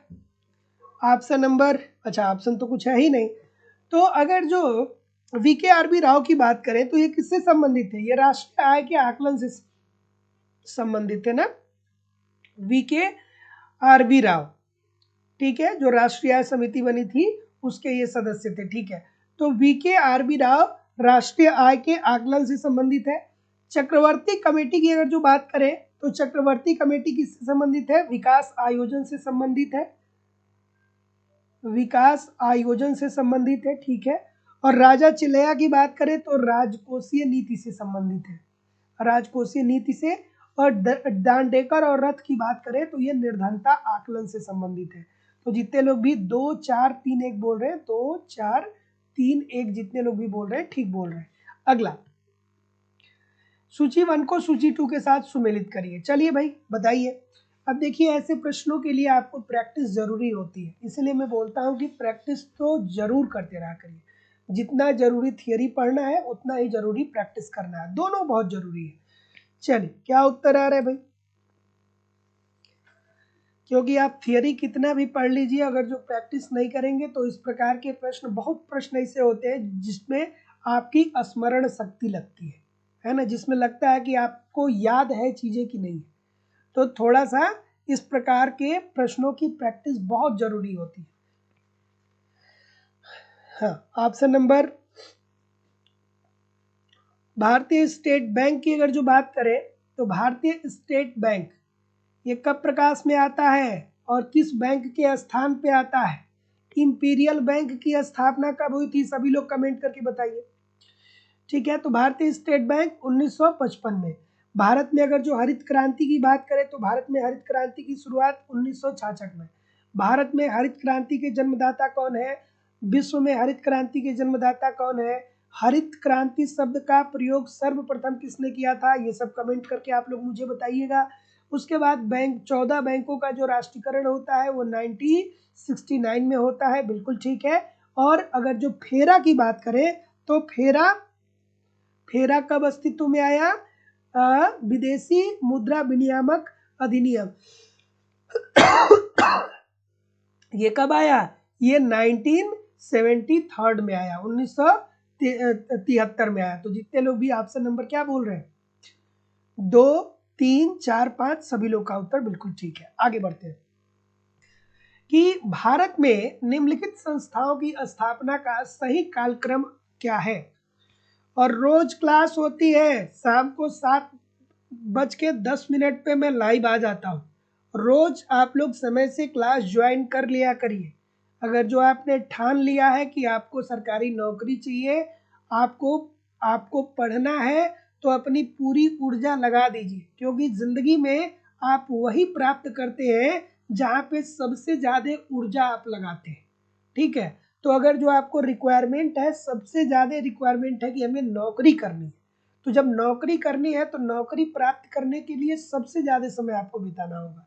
अगर जो आप शिक्षक बन जाएंगे, आप शिक्षिका बन जाएंगी, तो आपको कम से कम 6 घंटे तो पढ़ाने पड़ेंगे ना।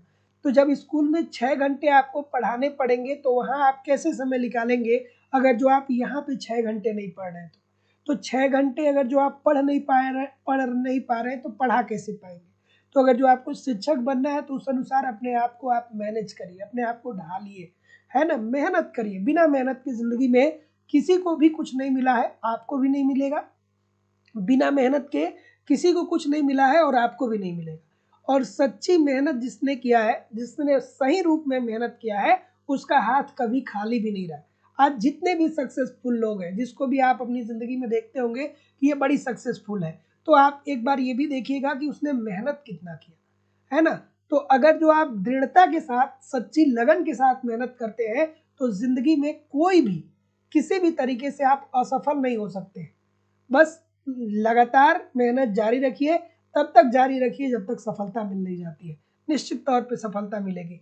चलिए, क्या उत्तर आ रहा है भाई? क्या उत्तर आ रहा है कि भारत में निम्नलिखित संस्थाओं की स्थापना का सही कालक्रम क्या है? तो चलिए बताइए। तो भारतीय औद्योगिक वित्त निगम, उद्योगों के संदर्भ में सबसे पुरानी संस्था यही तो है। और भारतीय औद्योगिक वित्त निगम कब हुई थी इसकी स्थापना? 1948 में हुई थी कि नहीं हुई थी? ठीक है। उसके बाद अगर जो बात करें भारतीय एक सेकेंड, भारतीय औद्योगिक वित्त निगम की बात करें तो ये सबसे पुरानी संस्था है 1948 में। ठीक है। उसके बाद भारतीय औद्योगिक विकास बैंक की बात करें तो भारतीय औद्योगिक विकास बैंक का अस्तित्व में आता है 1964 में अस्तित्व में आता है। उसके बाद हम बात करें राष्ट्रीय कृषि एवं ग्रामीण विकास बैंक अर्थात नाबार्ड की अगर जो बात करें तो 1982 में, ठीक है। और भारतीय लघु उद्योग विकास बैंक की बात करें तो ये 1990 में। तो अब आप सुमेलित कर लीजिएगा, सुमेलित कर रहे हैं तो 4 2 1 3 आ रहा है, सभी लोग का उत्तर यहाँ पे बिल्कुल ठीक हो जाएगा, ऑप्शन नंबर डी। तो याद रखिएगा कि भारतीय औद्योगिक वित्त निगम की स्थापना कब होती है? 1948 में। भारतीय लघु उद्योग बैंक की स्थापना कब होती है? 1990 में। भारतीय औद्योगिक विकास बैंक की स्थापना कब होती है? 1964 में। और भारतीय कृषि एवं ग्रामीण विकास बैंक की स्थापना कब होती है? 1982 में।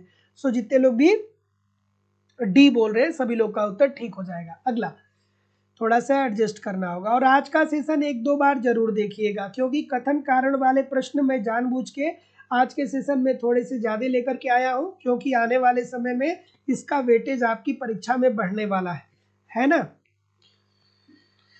कि भारत में वर्षों से व्यावसायिक ढांचा कमोवेश यथावत है, क्या ये बात ठीक है? और अगर जो ये बात ठीक है तो निवेश का स्वरूप मुख्यतः पूंजी प्रधान उद्योगों की ओर निर्देशित करता है। चलिए, सुनीता गुप्ता जी, तस्नीम खान जी, सदानंद जी, सीमा माथुर जी, गणपत लाल माली जी, नैना यादव जी, अजय कुमार जी, राजेश कुमार सिंह जी, ठीक है, दीप माला पाल जी, अर्षिता जी, सदानंद मिश्रा जी, ठीक है। सभी लोगों से निवेदन है कि वीडियो को लाइक और शेयर कर दिया करो। इतने सारे लोग क्लास देख रहे हैं फिर भी लाइक और शेयर की संख्या बहुत कम है। आप लोग सभी लोग एक बार वीडियो को लाइक शेयर कर दीजिए। बहुत तेजी से उत्तर आ रहा है, सबका नाम पढ़ना पॉसिबल नहीं है, लेकिन एक बार वीडियो को लाइक और शेयर जरूर कर दिया करिए। देखिए, अगर जो हम लोग बात करें इस प्रश्न की, तो भारत में वर्षों से व्यावसायिक ढांचा कमोवेश यथावत रहा है, क्या ये बात ठीक है? नहीं भैया, देखिए, जब हमें आजादी मिली थी तो हमारी कुल जनसंख्या का एक बड़ा भाग जो था वो किस पे डिपेंड था? वो कृषि पे डिपेंड था। लेकिन जैसे ही हमें आजादी मिली, वैसे ही क्या हुआ कि हमारे देश में उद्योगों का भी विकास हुआ, उद्योगों का भी विकास हुआ। और उद्योगों के विकास के साथ साथ हमने सेवा क्षेत्र में भी देखा प्रगति, ठीक है। सेवा क्षेत्र का भी विकास देखने को मिला। इतनी ज्यादा नौकरियां कहाँ पे हुआ करती थी? भारत में हुआ करती थी क्या? नहीं हुआ करती थी। इतने सारे लोग रोजगार में संलिप्त थे क्या? आज से जब हमें आजादी मिली थी उस समय इतने सारे लोगों के पास रोजगार था क्या? नहीं था ना। तो भारत में देखिए, थोड़ा ध्यान से देखिएगा कि भारत में वर्षों से व्यावसायिक ढांचा कमोवेश यथावत नहीं रहा। नहीं भैया, ये गलत बात है। क्यों? क्योंकि भारत में व्यावसायिक ढांचा बदला है। कि आप देखेंगे कि जब हमें आजादी मिली तो हमारी कुल जनसंख्या का एक बड़ा भाग जो था वो कृषि पे ही संलग्न था, और कैसे भी करके वो दाल रोटी चावल कैसे भी चला लेते थे। लेकिन जैसे ही हमें आजादी मिली, हमारे देश में उद्योगों का विकास हुआ।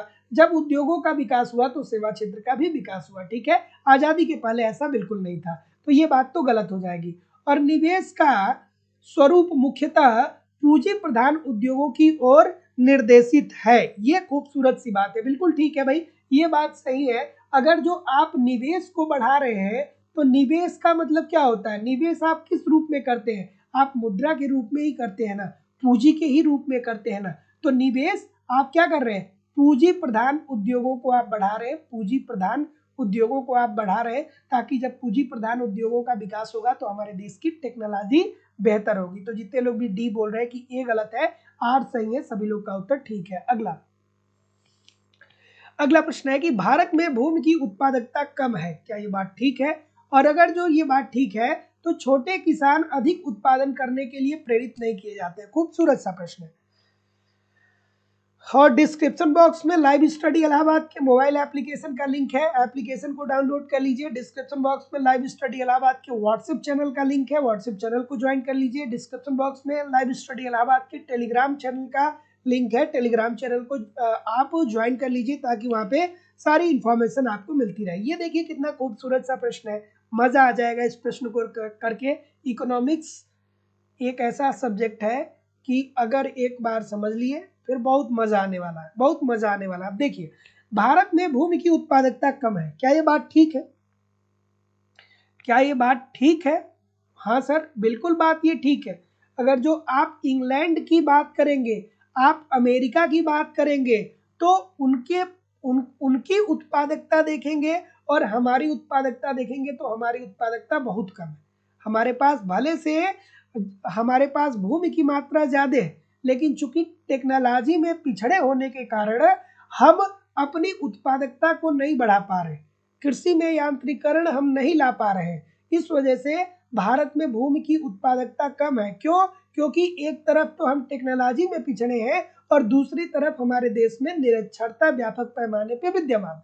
क्योंकि गाँव में आप देखिए जो किसान खेती करता है ना, चावल की बहुत सारी वैरायटी आती है, लेकिन गाँवों में लोग क्या करते हैं कि मोटा चावल बोते हैं। बहुत चावल की बहुत सारी वैरायटी आती है, ऐसी ऐसी चावल की वैरायटी आती है कि 100 रुपये पर केजी के हिसाब से भी चावल मार्केट में बिक जाएगा, ठीक है। लेकिन हमारे जो किसान हैं वो निरक्षर होने के कारण या उनके पास अच्छी टेक्नोलॉजी ना होने के कारण वो क्या करते हैं कि वो कृषि में उत्पादकता को नहीं बढ़ा पाते हैं, ठीक है। तो ये बात तो बिल्कुल ठीक है कि भारत में कृषि की उत्पादकता बिल्कुल कम है, ये बात बिल्कुल ठीक है। आगे देखते हैं कि छोटे किसान अधिक उत्पादन के लिए प्रेरित नहीं किए जा सकते हैं। क्या ये बात ठीक है? हाँ सर, ये बात भी ठीक है कि छोटे किसानों को आप अधिक उत्पादकता के लिए प्रेरित नहीं किए जा सकते कर सकते। जैसे मान लीजिए कि अगर जो आपके पास 2 कट्ठे की जमीन है या 1 बीघे की जमीन है, तो 1 बीघे की आपकी जमीन है, इस 1 बीघे की जमीन में आप क्या बड़े बड़े उपकरण का प्रयोग कर सकते हैं। अगर जो इसमें आपको कंपाइन मशीन लेकर के जानी है, ठीक है, जो गेहूं की कटाई करती है उसको लेकर के जाना है तो आप ले जाएंगे क्या? अगर जो आपको पंपिंग सेट खरीदना पड़े 1 एकड़ की सिंचाई के लिए तो आप खरीदेंगे क्या? नहीं खरीदेंगे। तो ऐसी स्थिति में अगर जो किसान छोटा है तो जाहिर सी बात है आप उसको उत्पादन के लिए बहुत प्रेरित नहीं कर सकते हैं, ठीक है। क्योंकि कोई किसान ऐसा नहीं करेगा कि 10 लाख रुपए का ट्रैक्टर खरीदेगा और उसके पास 1 एकड़ की भूमि है, उसी 1 एकड़ में 10 लाख रुपए की ट्रैक्टर का यूज करेगा, तो वो तो जीवन भर 10 लाख रुपए 1 एकड़ से निकाले नहीं पाएगा। तो जितने लोग भी ऑप्शन नंबर क्या बोल रहे हैं, बी बोल रहे हैं कि सर जी ए और आर दोनों ठीक है और आर ए का सही व्याख्या नहीं कर रहा है, सभी लोग का ठीक हो जाएगा। बी राइट आंसर होगा। इतने सारे लोग गलत कर रहे हैं, इतने सारे लोग क्यों गलत कर रहे हैं भाई? इजी सी बात है, नहीं समझ में आ रही है क्या बात?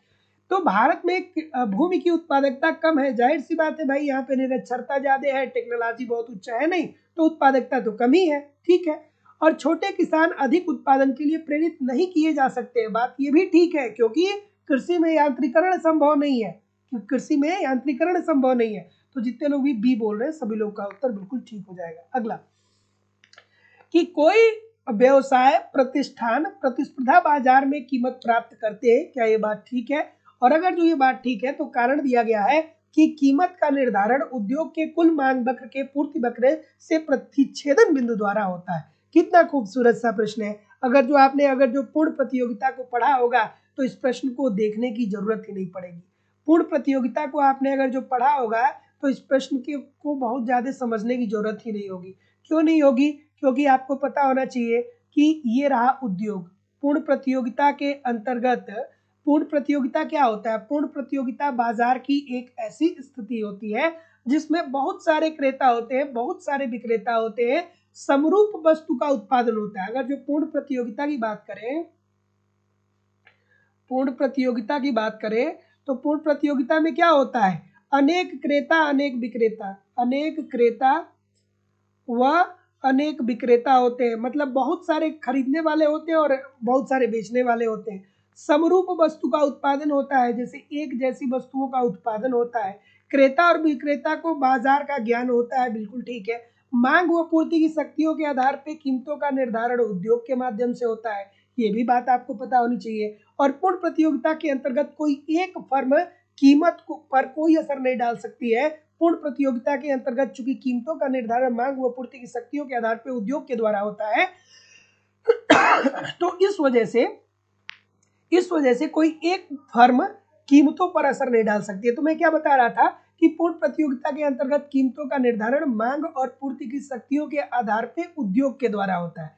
तो इस कीमत पर एक व्यक्तिगत फर्म जितने चाहे प्रोडक्ट को मार्केट में बेच सकती है। अर्थात ये पूर्ण प्रतियोगिता के अंतर्गत उद्योग के द्वारा जो कीमतों का निर्धारण हुआ है, इस प्राइस पे कोई एक फर्म, ये उद्योग हो गया और ये एक फर्म हो गया, ठीक है, ये एक फर्म हो गया Q1, Q2, Q3, किसी भी क्वांटिटी को ये बेच सकता है किसके द्वारा निर्धारित कीमत पर? जो उद्योग के द्वारा निर्धारित हुआ है। ठीक है, तो क्या उत्तर आ रहा है कि कोई व्यवसाय प्रतिष्ठान प्रतिस्पर्धी बाजार में कीमत प्राप्त करता है, बिल्कुल ठीक है। और कीमत का निर्धारण उद्योग के कुल मांग वक्र के पूर्ति पक्ष के प्रतिच्छेदन द्वारा होता है। तो जितने लोग भी ए बोल रहे हैं कि सर जी ए और आर दोनों सही है और आर ए की सही व्याख्या भी कर रहा है, सभी लोग का उत्तर ठीक है। अगला कि उत्पादन के अवसर लागत होती है। और देखिए, जो लोग भी अभी तक एप्लीकेशन पे कॉन्सेप्ट की क्लास नहीं ज्वाइन किए हैं, आप यथाशीघ्र ज्वाइन कर सकते हैं। मैं बार बार बोल रहा हूँ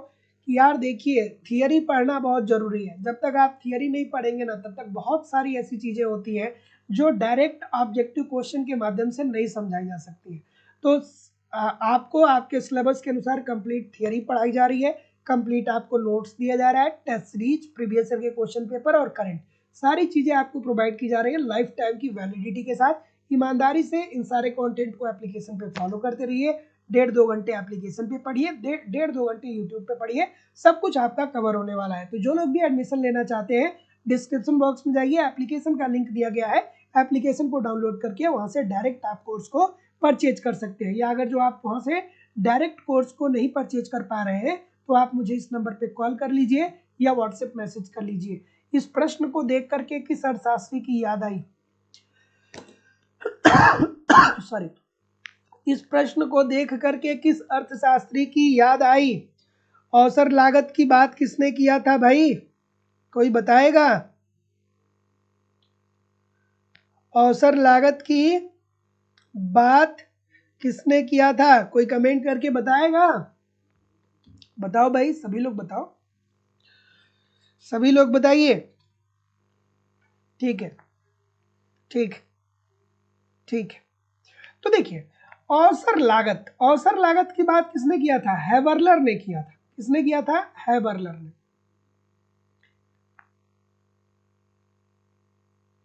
हैबरलर ने किया था। और हैबरलर ने कहा था कि अवसर लागत का मतलब ये होता है कि जैसे मान लीजिए कि कोई एक कंपनी है, तो उस कंपनी के पास उत्पादन के साधन है, लेकिन वर्तमान में वो जिस वस्तु का उत्पादन कर रहा है, किसी कारणवश उस वस्तु की मांग अर्थव्यवस्था में कम हो जाती है। तो ऐसी स्थिति में वह फर्म उसी उत्पादन के साधन से किसी ऐसे वस्तु का उत्पादन करेगा जिसकी मांग अर्थव्यवस्था में विद्यमान हो। जैसे कोविड के समय में, आसान भाषा में समझिए, जैसे कोविड के समय में आपने देखा कि सभी शॉपिंग मॉल बंद हो गए।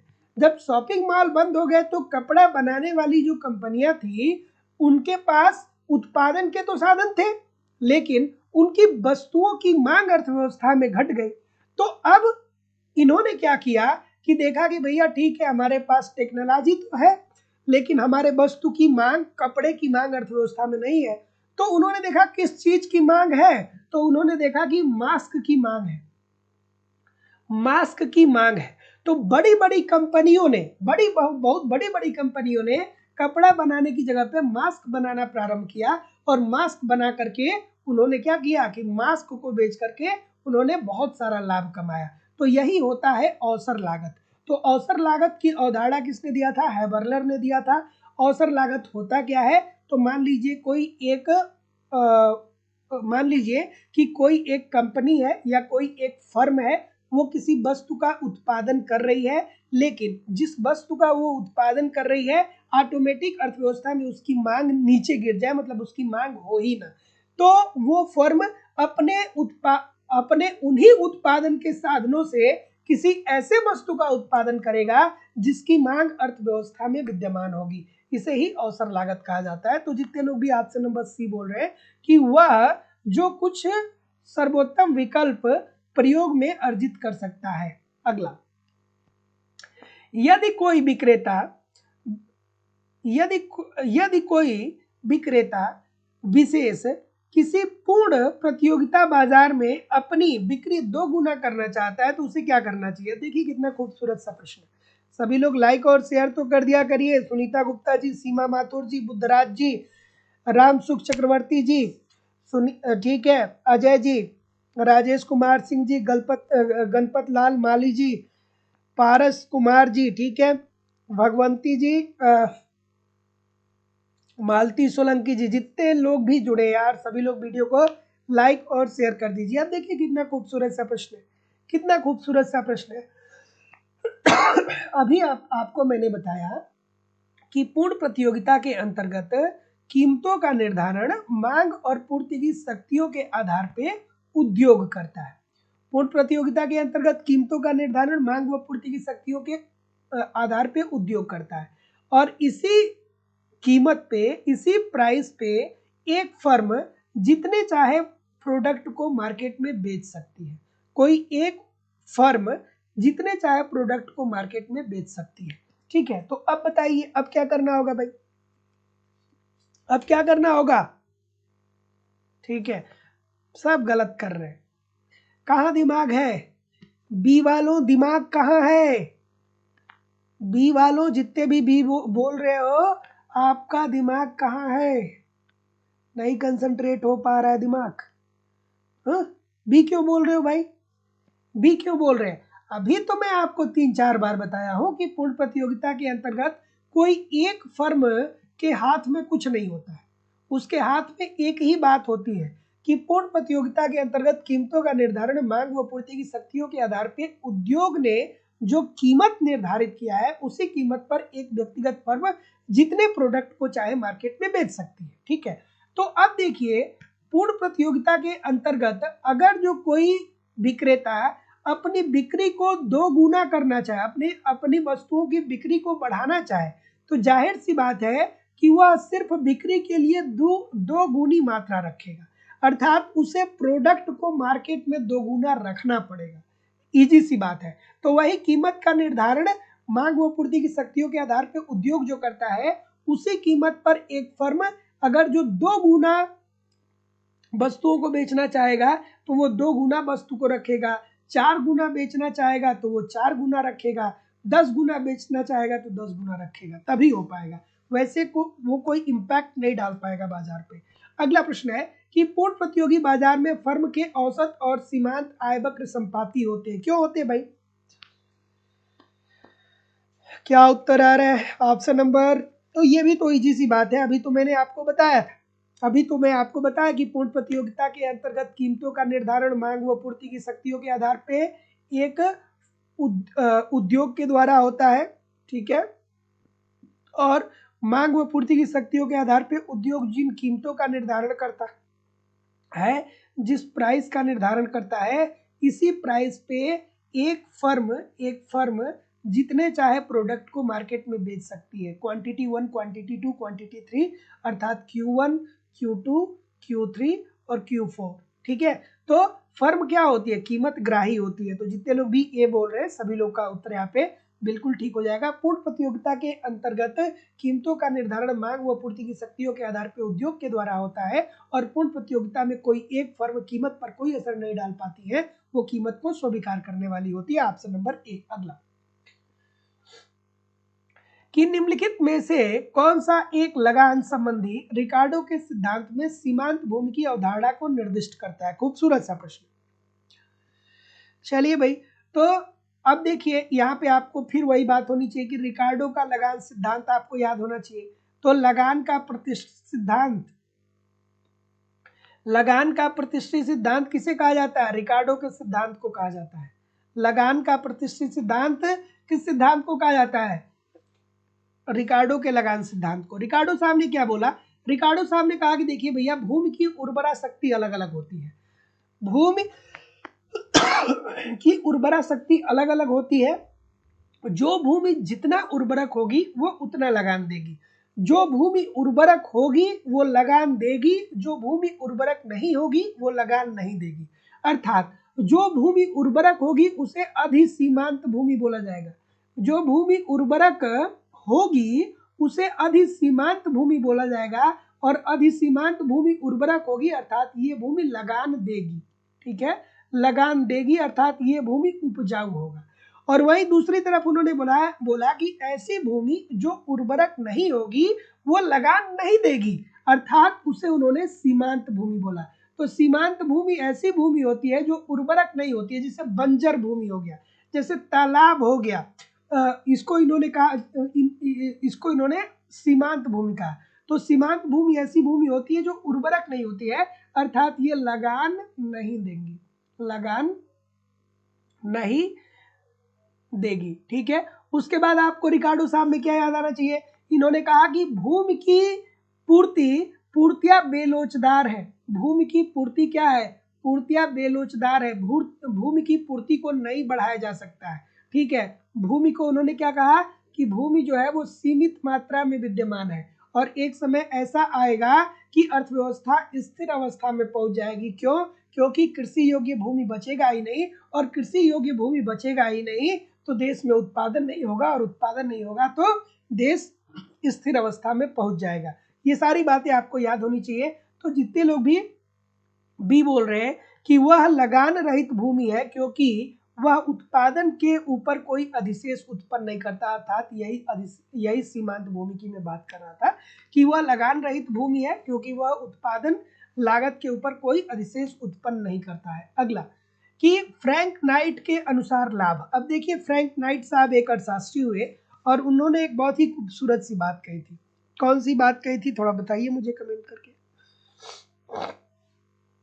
क्या उत्तर आ रहा है भाई? ऑप्शन नंबर बिल्कुल ठीक है, ठीक है। तो नाइट साहब ने क्या बोला था भाई, तो नाइट ने कहा था कि देखिए भैया, एक उद्यमी होता है ना, तो जब वो किसी वस्तु का उत्पादन करने जाता है तो वो अनिश्चित होता है कि भैया अगर जो हम कोई एक दुकान खोलने जा रहे हैं या हम किसी वस्तु का उत्पादन करने जा रहे हैं तो इसमें अगर जो 10 लाख रुपए हम लगाएंगे तो ऐसा भी हो सकता है कि भविष्य में हमें लाभ मिल जाए, और ऐसा भी हो सकता है कि भविष्य में हमको नुकसान हो जाए, हमारी वस्तु बिके ही नहीं। तो एक उद्यमी जब किसी वस्तु का उत्पादन करने जाता है तो वो अनसर्टेन होता है, अनिश्चित होता है, लेकिन इसके बावजूद भी जब वो निवेश करता है और इस निवेश के प्रतिफल के रूप में जब भविष्य में वो लाभ कमाता है तो वो क्या होता है, यही अनिश्चितता वहन करने का पुरस्कार प्राप्त करता है। अर्थात फ्रैंक नाइट ने कहा कि एक उद्यमी जब किसी वस्तु का उत्पादन करने जाता है तो वो अनसर्टेन होता है कि भविष्य में हमें लाभ भी मिल सकता है, हानि भी हो सकती है, लेकिन इसके बावजूद भी वो निवेश करता है, उत्पादन करता है और वस्तुओं को मार्केट में बेचता है, और इसी अनिश्चितता वहन करने के परिणाम स्वरूप ही पुरस्कार के रूप में उसे लाभ प्राप्त होता है। तो जितने लोग भी बी बोल रहे हैं सभी लोग का उत्तर यहाँ पे बिल्कुल ठीक हो जाएगा। अगला कि पेरेटो इष्टतम की बात हो रही है। अब देखिए, कल्याणकारी अर्थशास्त्र जो लोग पढ़े होंगे उनको पता होगा, जो लोग नहीं पढ़े होंगे उनको नहीं पता होगा। तो कल्याणकारी अर्थशास्त्र की वह शाखा है जिसके अंतर्गत मानव के आर्थिक कल्याण का अध्ययन किया जाता है। सबसे पहले हम लोग वहाँ पे पीगू को सबसे पहले हम लोग वहाँ पे मार्शल को पढ़ते हैं, पीगू को पढ़ते हैं, फिर पेरेटो को पढ़ते हैं, फिर हिक्स सिटोवास्की को पढ़ते हैं, फिर एलन को पढ़ते हैं, बहुत सारे अर्थशास्त्रियों को पढ़ते हैं। क्या उत्तर आ रहा है भाई? ऑप्शन नंबर ठीक है, चलिए बी बोल रहे। तो पेरेटो साहब ने क्या बोला था, पेरेटो साहब ने ये कहा था कि देखिए, कोई परिवर्तन जो एक व्यक्ति को अधिक खुशहाल बनाता है वह दूसरे को बदतर स्थिति में पहुंचा देता है। तो पेरेटो अनुकूलतम जब आप पढ़ेंगे तो पेरेटो साहब ने कहा था कि देखिए भैया, अगर जो दो व्यक्ति हैं, व्यक्ति ए और व्यक्ति बी, तो अगर जो व्यक्ति ए को लाभ पहुंचाना है ना तो व्यक्ति बी को नुकसान पहुंचाना पड़ेगा, तभी जाकर के ए को लाभ होगा। लेकिन जब बाद में इनके बाद हिक्स और सिटोवास्की आते हैं तो कहते हैं नहीं भैया, हम ए को लाभ भी पहुंचा देंगे और बी की क्षतिपूर्ति भी कर देंगे। So option number B. अगला, ऐसी अर्थव्यवस्था में जहां लोग हमेशा किसी अतिरिक्त आय के आधे का उपभोग करते हैं, खूबसूरत सा प्रश्न है, मजा आएगा, दूसरे आधे का बचत करते हैं, जहां पे 20,000 रुपए का कोई अतिरिक्त सरकारी व्यय सृजित कर सकता है। अच्छा सा प्रश्न है। अब यहाँ पे दो तीन बातें आपको ध्यान में रखनी होंगी, दो तीन बातें आपको ध्यान में रखनी होगी। क्या याद रखनी होगी कि अतिरिक्त आय के आधे भाग का उपभोग करता है। आधे भाग के उपभोग करने का मतलब कि एमपीसी का मान कितना दिया गया है, एमपीसी का मान 0.5 दे दिया गया है, ठीक है, और एमपीएस का मान कितना हो जाएगा, और दूसरे आधे का बचत करते हैं, अर्थात एमपीएस का मान क्या हो जाएगा, एमपीएस का मान क्या हो जाएगा, ये भी 0.5 हो जाएगा। अब बहुत सारे लोग को गुणक पता ही नहीं होगा, तो k इज इक्वल टू क्या होता है, कई बार बताया हो कि k इज इक्वल टू क्या होता है, गुणक is equal to 1/1 minus MPC, या k इज इक्वल टू 1/1 ये नहीं पता है तो यार पढ़िए कॉन्सेप्ट, थियरी पढ़िए, जरूर पढ़िए, क्योंकि हो नहीं पाएगा बिना थियरी पढ़े ठीक से। तो अब आइए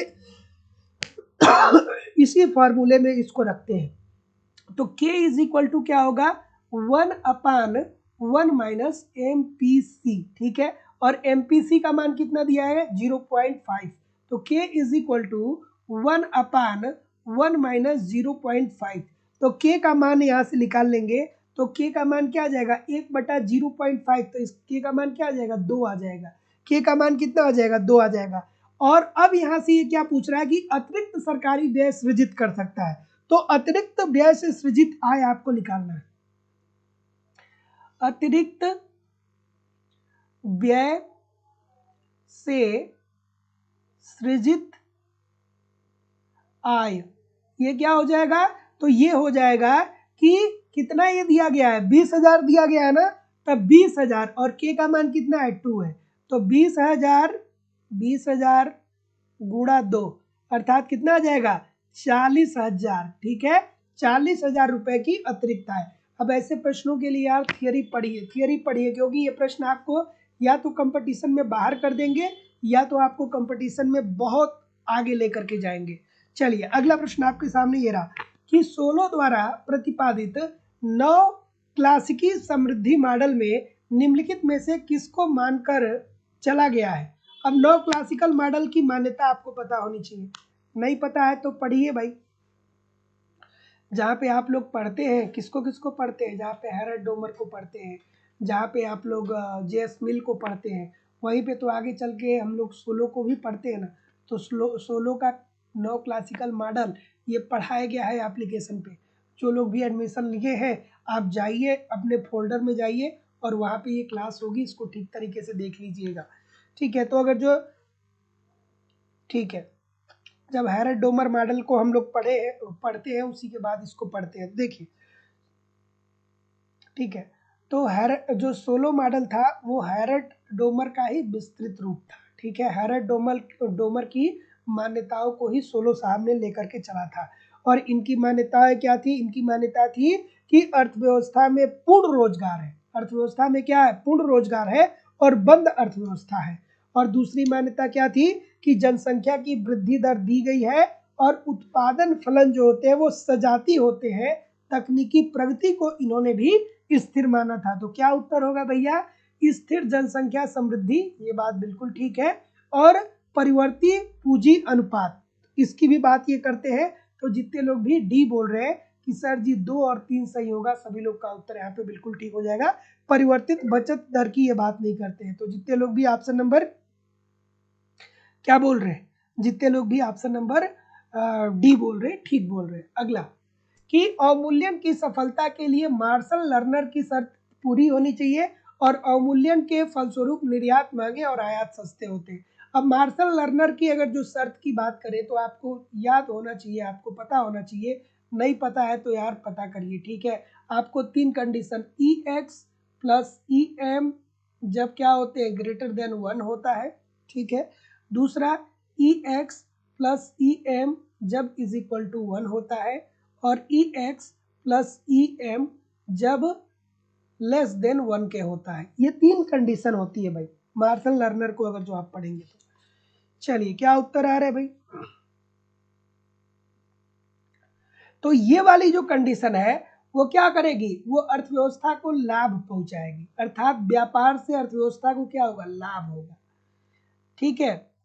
अर्थात व्यापार शर्त अनुकूल होगी उस देश के लिए जब EX plus EM greater than 1 के होगा।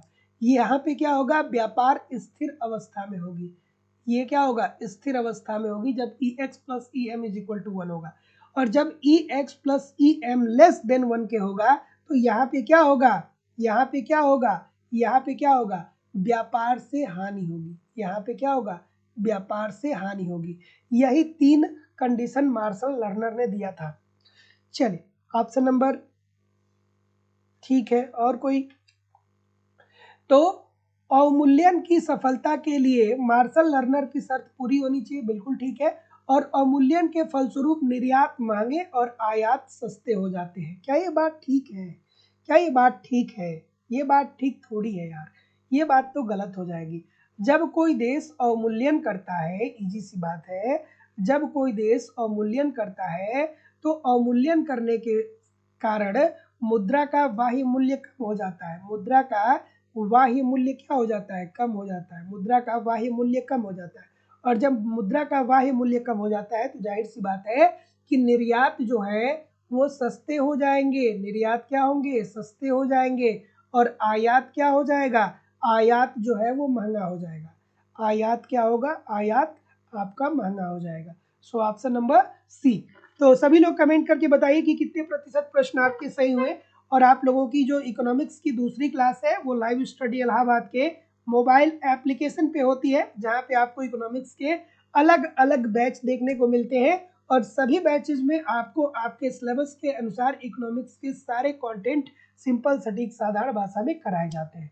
आपको उत्तर प्रदेश टीजीटी पीजीटी का अलग बैच देखने को मिलेगा, बिहार टीजीटी पीजीटी का अलग बैच देखने को मिलेगा, यूजीसी नेट का अलग बैच है, झारखंड में टीजीटी पीजीटी और जेट के लिए अलग बैच है, मध्य प्रदेश में जो शिक्षक भर्ती है जिसमें सेट और टेट की बात किया जाए तो इसके लिए अलग अलग बैच है, उत्तराखंड में लेक्चरर के लिए अलग बैच है, एलटी ग्रेड के लिए अलग बैच है, जीआईसी लेक्चरर के लिए अलग बैच है, हरियाणा पीजीटी, अलग अलग राज्यों में जो असिस्टेंट प्रोफेसर की परीक्षा है उसके लिए अलग अलग बैच है। और सभी बैचेज में अलग अलग क्लासेस चलती है, जिसमें आपको आपके सिलेबस के अनुसार एक रणनीति के तहत इकोनॉमिक्स के सारे कंटेंट दिए जाते हैं, ताकि कम समय में बेहतर ढंग से आप इकोनॉमिक्स को सीख सकें, समझ सकें और सफलता को सुनिश्चित कर सकें। जैसे कि आपको आपके सिलेबस के अनुसार कंप्लीट कॉन्सेप्ट पढ़ाया जा रहा है, अर्थात थियरी की क्लास पढ़ाई जा रही है। थियरी पढ़ना बहुत जरूरी है, एक क्रम से थियरी पढ़ते रहिए। बहुत दिनों के बाद भी आप इकोनॉमिक्स पढ़ने जा रहे हैं तो परेशान ना होइए, सब कुछ आपको यहाँ पे समझ में आने वाला है।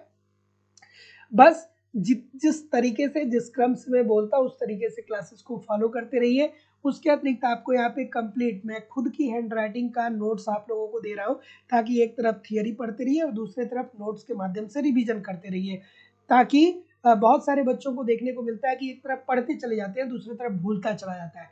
तो ऐसा बिल्कुल आपको नहीं करना है। एक तरफ आप थियरी को पढ़िए, कॉन्सेप्ट को पढ़िए, और दूसरी तरफ नोट्स के माध्यम से रिवीजन करते रहिए। आपको यहाँ पे टेस्ट सीरीज दिया जा रहा है, आप टेस्ट दीजिए, देखिए गलती कहाँ पे हो रही है, गलती क्यों हो रही है, इसमें सुधार करिए, फिर अगला टेस्ट दीजिए जिससे आपकी एक्यूरेसी बेहतर हो पाए। आपको यहाँ पे प्रीवियस ईयर के क्वेश्चन पेपर भी दिए जा रहे हैं, ठीक है। यहाँ पे आपको प्रीवियस ईयर के क्वेश्चन पेपर भी दिए जा रहे हैं, डायरेक्टली इनडायरेक्टली बहुत सारे प्रश्न प्रीवियस ईयर से पूछे जाते हैं। और करंट की भी क्लासेस होती है, राजस्थान की भी क्लास मिल जाएगी।